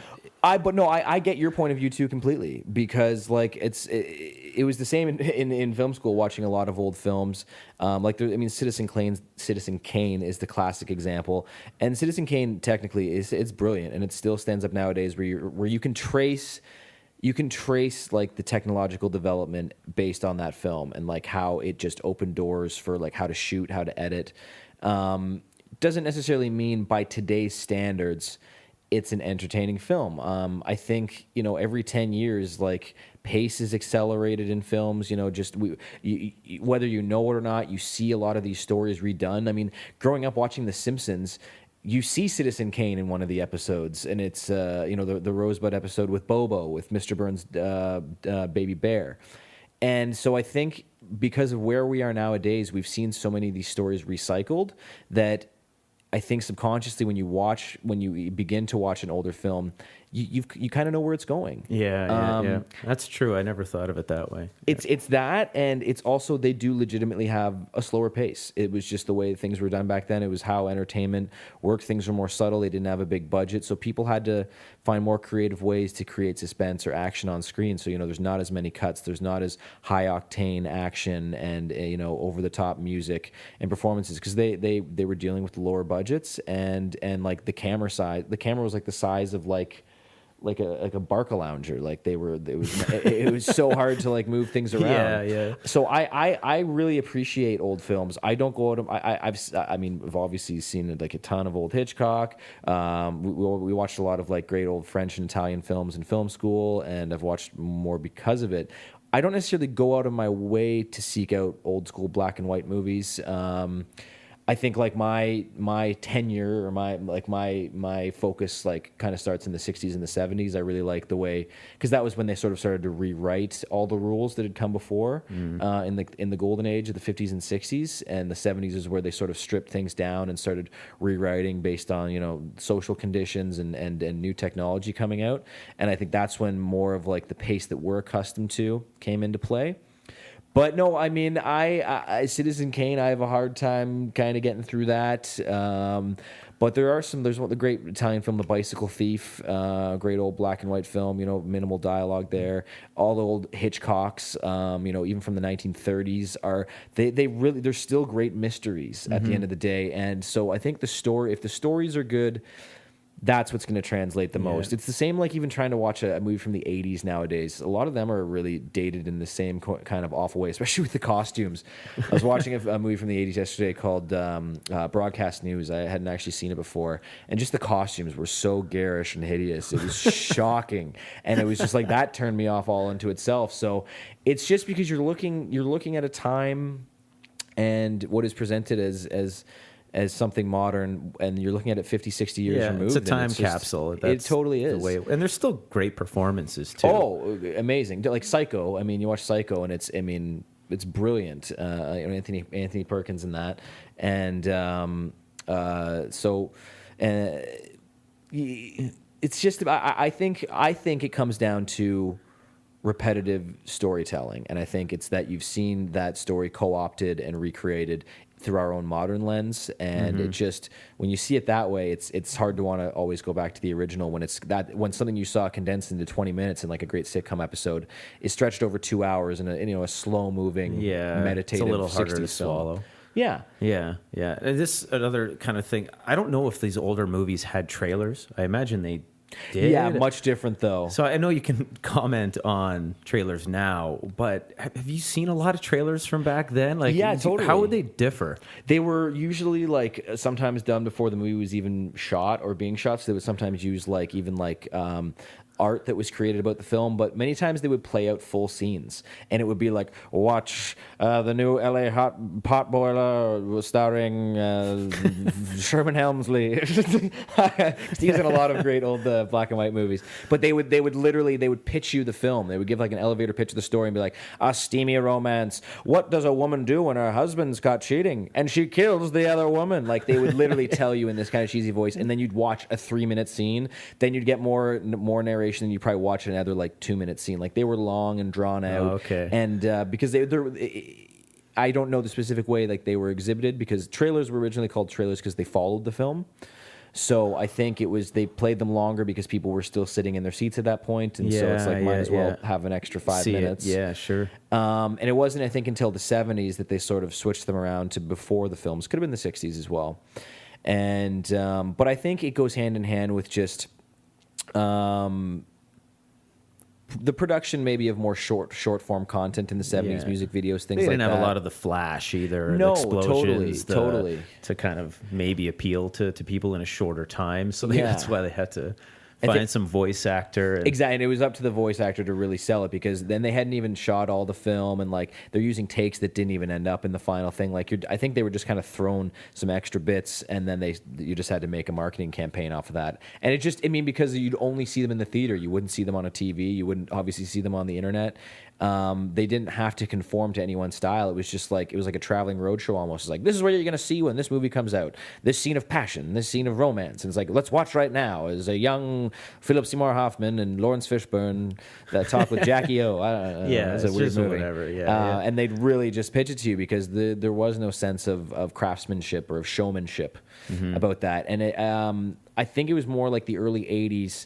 And I think Steven Spielberg was kind of part of beginning to have more exciting films. Like, I think it was during like the time of like Indiana Jones and the Temple of Doom, having more exciting trailers that really gave you a tease and a sense of the tone of what you're going for. And I really think that's what trailers began to do up until almost a couple of recent years ago. Was they were excellent about nailing the tone of the film. So you could see all this random imagery from different scenes in the film that really didn't necessarily seem to connect, but through the pace of the cutting, whether it's slow cuts or fast cuts, and like the music, you understood this. Okay, this is the type of film I'm going to see. Yeah, I don't necessarily know the plot, but I know the type. Whereas nowadays, every trailer ends with a city being destroyed, a hero looking at the camera, and then running off screen, and then you see the title, and it cuts back, and he does a quick few punches, and it's like coming July 2016. Yeah. It's the exact same thing. All the trailers start the same, where it's like they show a wide shot of the city, and it's like, the city's been good to us. It's too bad that it's gonna blow up soon. Yeah. And then you introduce the villains with some dubstep music to come in like that, and then halfway through it cuts, and then it's like, boom. It's like, but they didn't depend on Tom McGuire. and then again, you shift tone, and like a rock song comes in for the second half, or like a pop song, because I think it literally comes down to, like, if it's a popular song, it's an earworm kind of song, that'll make you pay attention to the trailer. Exactly, yeah, and whatever they can get you to keep your eyes locked on the screen. But there's so many good examples of trailers that they barely use dialogue. They just have slow kind of slowly revealed imagery, and maybe a voiceover from a character that just kind of sets the tone. And so I really respect ones like that. Those ones are exciting. Yeah, they can be kind of deceiving too, because I remember with The Village, I watched that trailer. I thought I was getting a completely different movie. It looked more like a horror film. Yeah, like a monster film. Yeah. And then I was It's just like a social post 9/11 social commentary. Yeah, I think it was for that reason, or at least part of it, that I didn't really like the film that much. I've actually liked that movie more and more on revisiting. I might like have that to movie. revisit, but I thought I was getting more of a horror movie, which I like. But then, But sometimes I did. that can be kind of a bad move with the marketing, because you do only get one shot kind of with certain moviegoers, where they won't have the patience to say, well, maybe I should see that again now that I kind of can expect certain things. And sometimes maybe that is the point of the filmmaker, is to sort of throw you off with the marketing, so you come in, you're like, what the fuck was that? Not that I think there's many great examples of that happening, but I think there was a time where it was more about like setting up something for the audience, but nowadays it's just about getting in some pop hits, making sure all the names of all the stars come up as quickly and brightly, and taking up as much of the screen as possible, and using popular music of today to get people in there. They're selling it. It's a commercial. It's got to get you in the seat. I guess so. So they give away, and it's like, I've seen so many movies. I can't watch trailers anymore, barely, because they give away so much nowadays. I know you used to love watching trailers. I would tell people about, I would call people and be like, "Did you see this trailer?" And you can't do it nowadays. It's like I'll be watching a trailer with my friends, and you'll see certain scenes happen in the trailer, certain shots, and just from having watched as many movies as I have, that's like a scene from the third act. Because if he's all cut up in that shot, and he's all bruised up, and he's not in these other scenes where he's wearing his costume, that he's wearing his costume for the first half of the movie where things are going good, some catastrophe must occur where he gets all beat up and has these scratches now. So even though that moment seems like a fun moment, that's starts actually probably right before the end battle because he's wearing a different costume and he's all cut up, and like that tone and the palette of that scene doesn't match any of that stuff, which normally looks like it comes from a first act. My and that God. seems like but I think when you do watch a lot of films, and especially because they are so similar nowadays, you do pick up on those things. It's or maybe Yeah. I'm just I have really very little too much time on my hands. I remember whenever I was at your place or whatever, you would actually know what movie it was just by the first, like the promotional company or the distributor of the Yeah. film, like even before anything related. Yeah, if we turn to on the- like the TV and it would just be like something starting, yeah. And that was kind of scary. It was kind of weird, and there was actually a few times where it happened, and I was like, "Oh, I was kind of lucky there," but I made it seem like I knew. I guess so. Partly, but you know what? Because it's just a weird thing that you memorize as a young age. Like I would do anything just to memorize movie facts or just to have knowledge of it, because then you feel like you're even more in the club or in the secret club that way. Yeah. And you're passionate about it, right? And yeah, and it's just fun. It's but you also realize like that's kind of, I don't know where to go with that, but well, no, it's, yeah, I just funny comments. it was I just remembered it, but yeah, that doesn't happen as much anymore. yeah, coming up on the last kind of few topics here, are there any directors or actors or any technical people within film that you really try to model or look up to, or you thought when you were younger you saw that actor or the director, whoever, and you're like, I would love to kind of be that person, or any Totally. skills that you're learning now or kind of refining, has that been modeled off of anyone? Yeah, I think it kind of always is. Yeah. I mean, you'd like to say from the start that you're like very original, but it's impossible to be original. The whole point of art and film in general is to see what has been done and to then be like, okay, that's what you did. Now I'm going to do my own thing. You have to base it on experiencing Your other people's environment, art and product of your environment kind totally, of thing. Yeah. Totally. So I would say when I was younger, I mean, in the broadest sense, you want to be like the Spielberg or whatever, because Spielberg makes these big blockbuster movies that everyone in the family seems to enjoy, and though you can't quite put your finger on what does it, I mean, that's what you want to emulate. So from a young age, it's about doing exciting things like that. For me, in particular, I really like Steven Soderbergh from a young age. Soderbergh's done, the big ones, like broad ones. He's done like the Oceans trilogy, Oceans 11, 12, 13. But he's also done, Contagion, Traffic, Sex, Lies, and Videotape. He's done countless movies. Of course, I'm blanking right now. Yeah. The one with Matt Damon, which was also fantastic, where he's just lies the whole time. Can't believe I forget the... Is he in like a corn factory, or he works for, what was the one that they produce high fructose corn syrup? Was that the one? And he's like an agent. He feigns. Yes. I think that's the Informant. Yes, the Informant. Yes. That's it. So Yeah. he did that. So Soderbergh's a great director because he can really jump around different genres. He did Aaron Brockovich as well. And my parents took me to see Traffic. I think when I was in grade 9, and that movie immediately opened up my eyes. That was like one of the first movies I saw where I was like, I understood the filmmaking, and not only it's not that I necessarily understood it, but I saw the filmmaking. That film is amazing in a way in that he uses it was shot on film, and it's about the North American drug trade, especially dealing with Mexico at San Diego. But there's also another storyline in Washington D.C. where Michael Douglas becomes the new drug czar. So all three of these storylines, from like the drug kingpin to the cops in Mexico to Michael Douglas, they are what is called like essentially when film is processed, you give it chemical treatments, and you can do different things with the color and the look and the grain. So each of these three storylines were given a different color treatment. So the Mexican footage is it's very saturated, very yellow, very grungy. The Washington footage is very desaturated, very blue, very bleak, and the San Diego footage is sort of it's kind of bright. It sort of has an element of being slightly unrealistic, but they all have a distinct different look to them. Like the San Diego stuff is very gaudy because that's where like Catherine Zeta-Jones' character is, and she's very insulated and part of this big drug. Kind of the tone that they want that. Yeah. Footage So each time you're kind of cutting these different storylines, you're immediately kind of immersed in like a different feel and a different tone. And so I noticed that immediately upon watching that film, and also the fact that he has just a phenomenal style of editing editing that is so naturalistic. And I mean, I could go in completely more in depth than that, but it was just, it's just a very singular film in the way he chose to cut it. Like I'd never seen cutting in the way he did before, where you're kind of cutting within the same frame. Like usually that's kind of frowned upon, to just like have a long shot and you're just kind of cutting out chunks of it. But he did that so well. So you're kind of staying on the same frame, and there's sort of these ugly cuts. But he did it in such a way where it was just always advancing the story, and the characters worked so well within the frame. So that was one. So I'd say Steven Soderbergh was one going into film school that was a huge influence.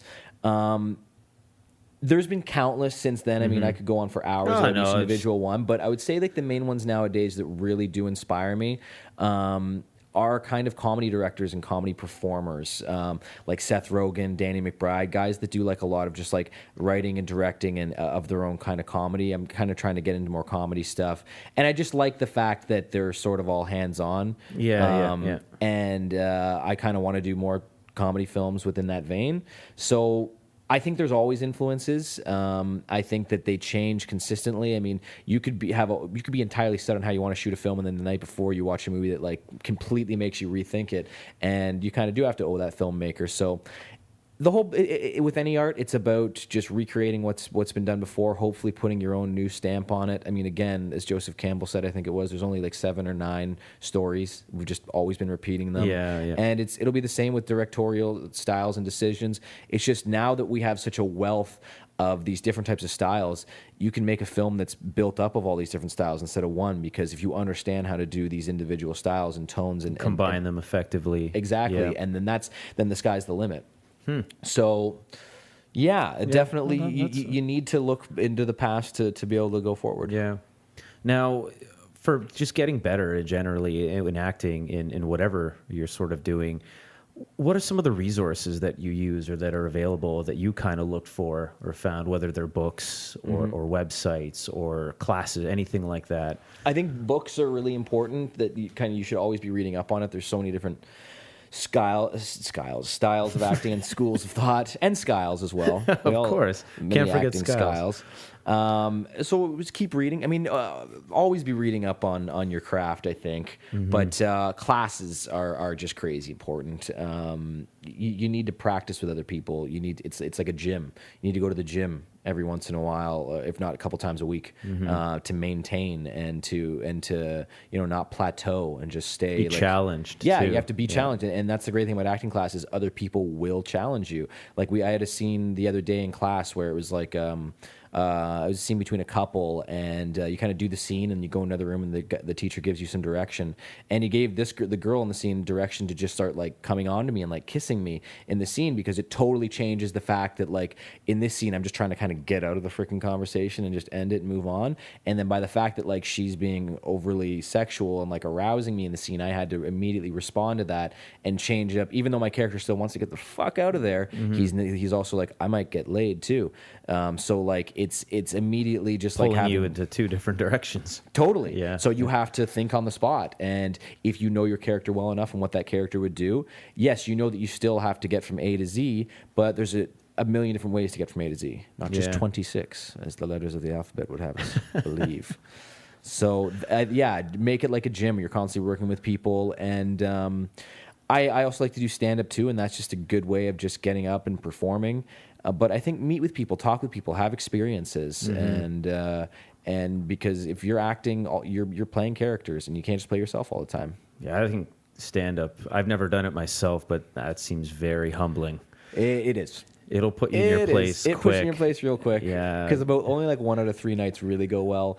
Really go well where you're like, this is worth pursuing. The rest of the time you're just like, oh God, what the I have fuck? to put up with this humiliation. Oh, totally. And sometimes it's just a terrible crowd, and not a terrible crowd, but it's just, that's just not what they're in the mood for. And sometimes you just bomb, and it's painful. Yeah, but once you go through that, there's really not much else. No, because like a comedy crowd will let you know if you're not doing good. Yeah, and, especially if they're drinking. Yeah, well, I've had times where like I kind of went through my set so quickly, like that I was done before like the 5 minutes, and I was just like, I stood there and I'm like, okay, I guess I'm done now. And the host wasn't even in the room. He was like grabbing fries from the bar.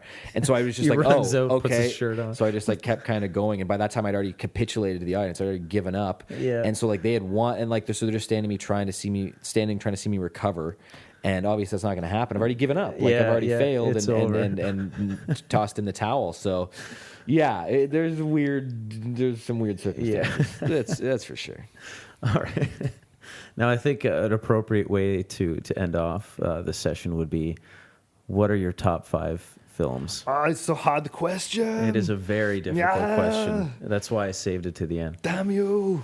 And Dominic. of course, there's not going to be 5. I know. But just I know. ones that. I was actually, there was one I was thinking of, because I watched it so goddamn. I must have seen it 100 times. Apollo 13 is a big one. I love Apollo 13. I think it's because it's like the purest like adventure story like ever told. Like there's no greater adventure than 3 guys lost in space and trying to get back for me. And because I'm such a big like space junkie to begin with, and it's definitely like a raw American film, but the filmmaking is just so pure and so and somewhat and definitely manipulative, but I think just in all the right ways where like the subject deserves it. And I can watch that movie 100 times. I love the progression of the plot. I love how long it takes them to get into space. I love just the way it's filmed. It's so simply that they're always floating. You're never taken out of the reality of it, and it's filmed. It's put together in just such a heroic way. It really presents these characters in a heroic way. Tom Hanks, I just adore him in that movie. Something about Tom Hanks. Something about Tommy. He's so genuine in it, and I love that movie. Yeah. Another one is Die Hard.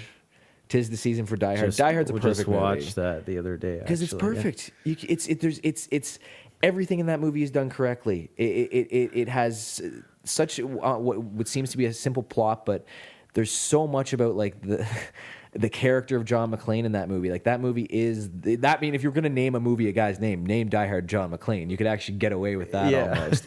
But like it's really is like he goes through so much to get back together with his wife. Like there's these little subtle jokes where like in the first act of the movie when he first runs upstairs, he's like, "What the fuck am I gonna do?" He looks out the window and he actually gets distracted for like until they cut back to him looking across the street and seeing a naked woman getting changed in the apartment near them, and he's like distracted. And this is the whole reason he's come back to LA is to make things work with his wife. And like even at the beginning of the movie on the plane, he's distracted by a hot stewardess, and you can tell he's got a wandering eye and stuff. And the whole movie's about conflicted, and he's got to prove to his wife that no, it's meant to be them too.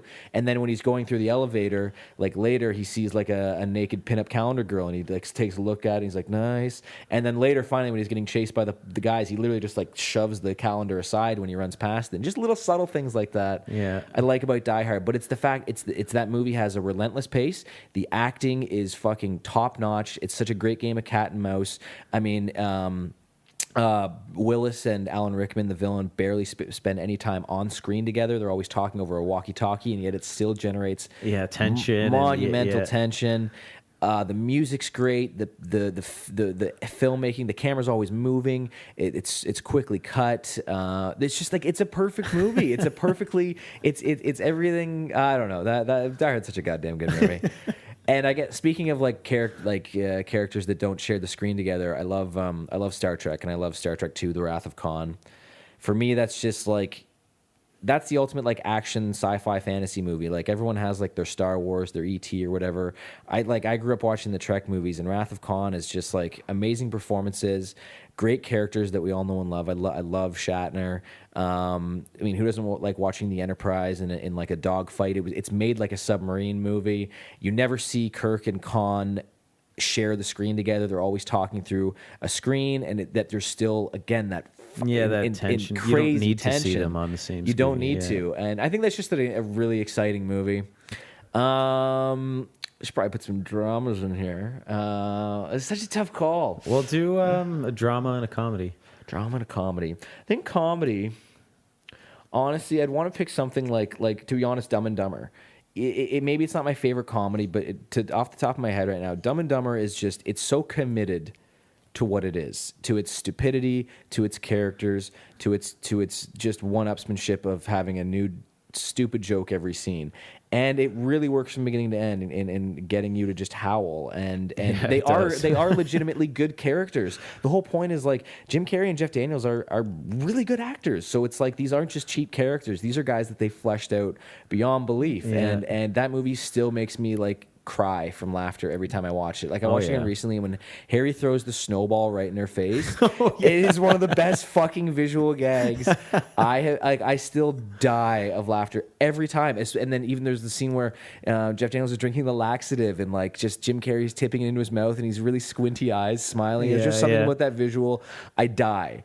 Oh god, There's so much there's- when he gets his tongue stuck on the, Oh, the totally. ski Just lift. pulling him and- back. And it was Oh, just, yeah. oh, we landed on the moon. Like, just anything like that. It's the fact that I still quote those films on a daily basis almost in my life.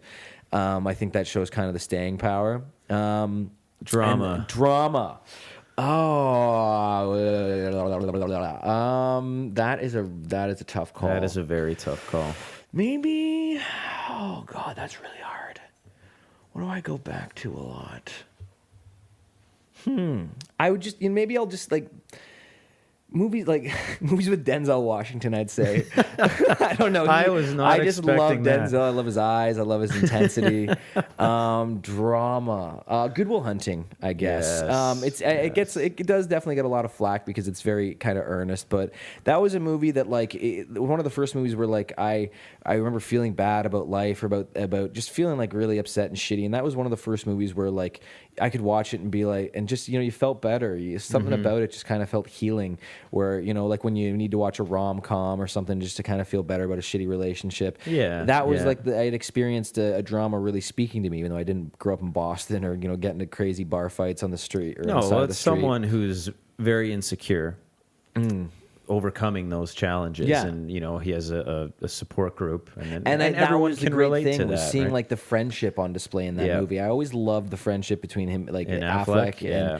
and yeah, I saw it like fairly early age. I must have been like 12, and Yeah. I watched it just nonstop. There was just something about the dialogue, the rapport, and the performances that it still sticks with me to this Yeah, I day. loved Robin Williams in that movie. Oh, that'd be that's, on like, mine too. his for ultimate drama. Yeah, and performance. Lebowski, I guess, would be my Lebowski's comedy. incredible. I mean, I think Fargo would be my favorite Coen. I mean, Fargo could be one of my favorite movies too. Like that's the whole thing. with There's it. just so It's- many. It's hard. There's so to- many. I think the whole point is to you can have a ton of favorite movies, and you should. And I think the key is just realizing why they're your favorite movies. and Sometimes then- it's specifically built around a performance, Yeah. and that sometimes that's all a movie really has. But that doesn't discount the movie. Something amazing came out of it that is memorable and sticks with you. Yep. And I love my Raiders of the Lost Ark. I love Jurassic Park. I love Empire Strikes Back. And certainly they'd be favorite movies. But I think when you're picking your top 5, it should be things that just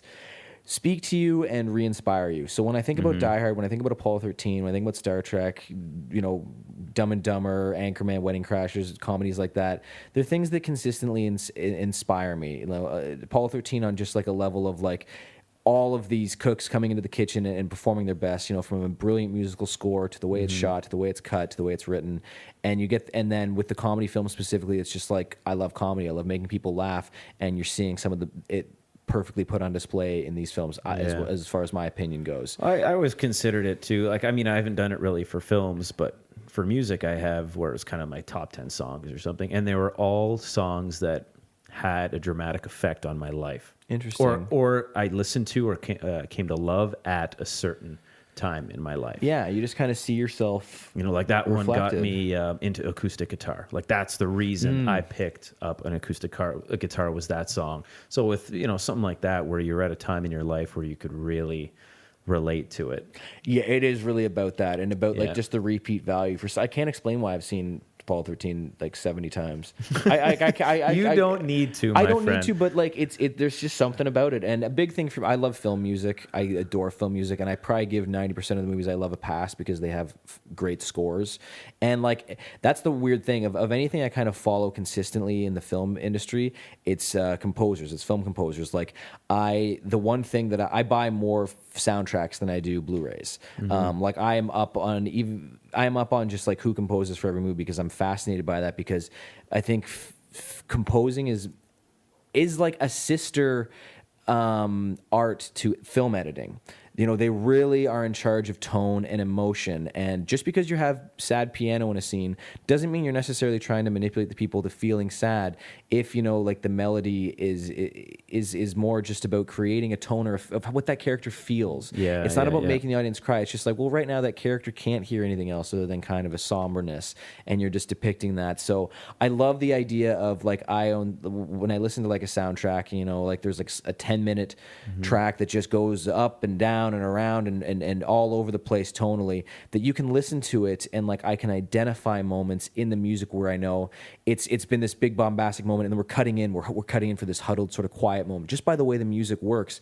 And so like I love that. That's probably like my favorite thing, honestly, about movies, next to like editing sometimes, is the music, because it's like it's another character speaking, and it's another sort of tonal.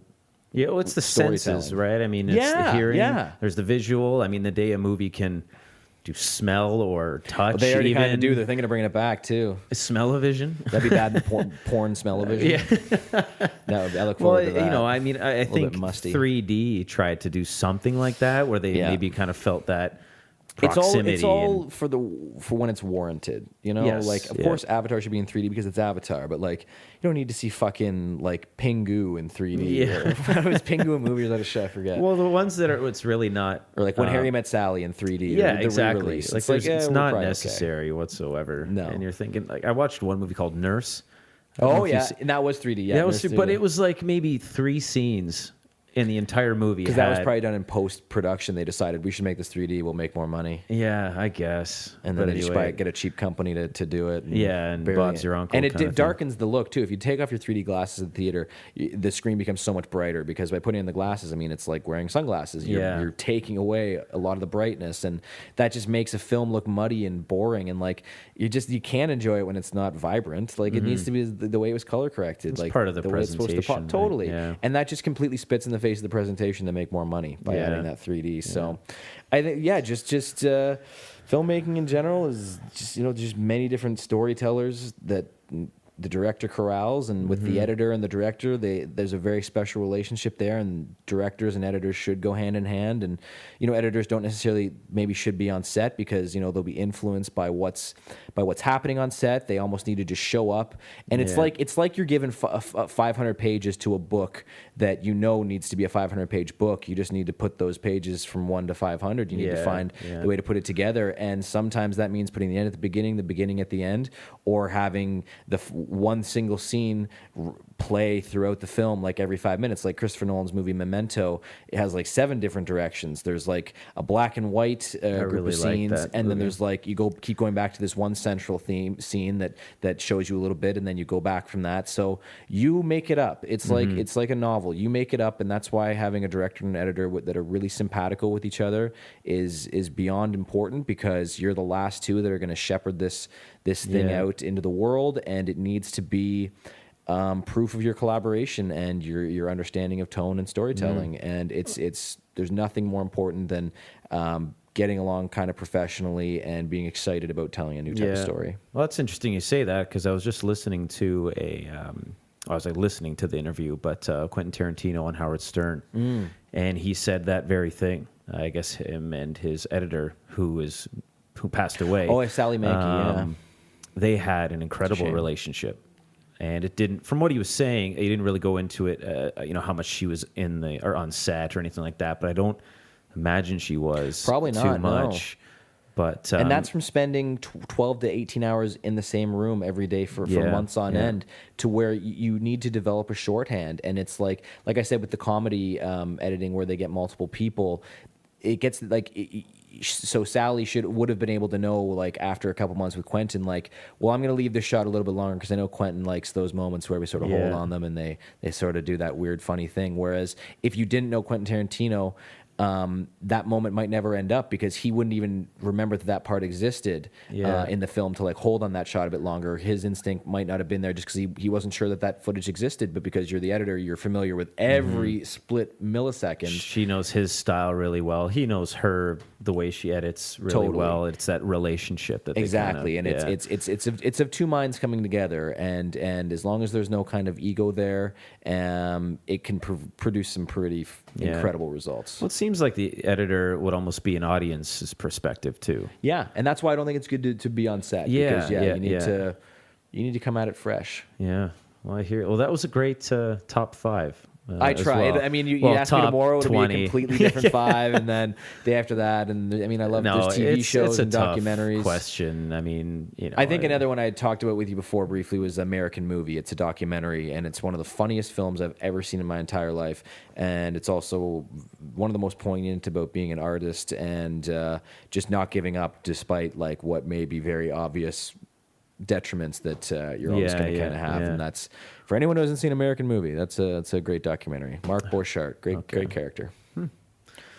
Well, man, I think that's it for today. We're gonna jump to the map and begin our plan of global domination.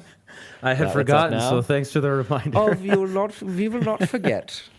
I'll pour the scotch. I want to get like those like whenever they play not roulette or whatever in the craps, and they have those little poles. And they're always like pushing the rake. So we'll rake some troops over Western Europe or something on this big map. Hopefully on your website there's a picture of the map, so it doesn't just sound like I am warmongering. I'll take a picture of the map and post it so everyone can see. All right, thanks, guys. That's it for today. You can follow me on Twitter at EYC Kaz, and the Facebook page is Elevate Your Craft, no spaces. Thanks very much.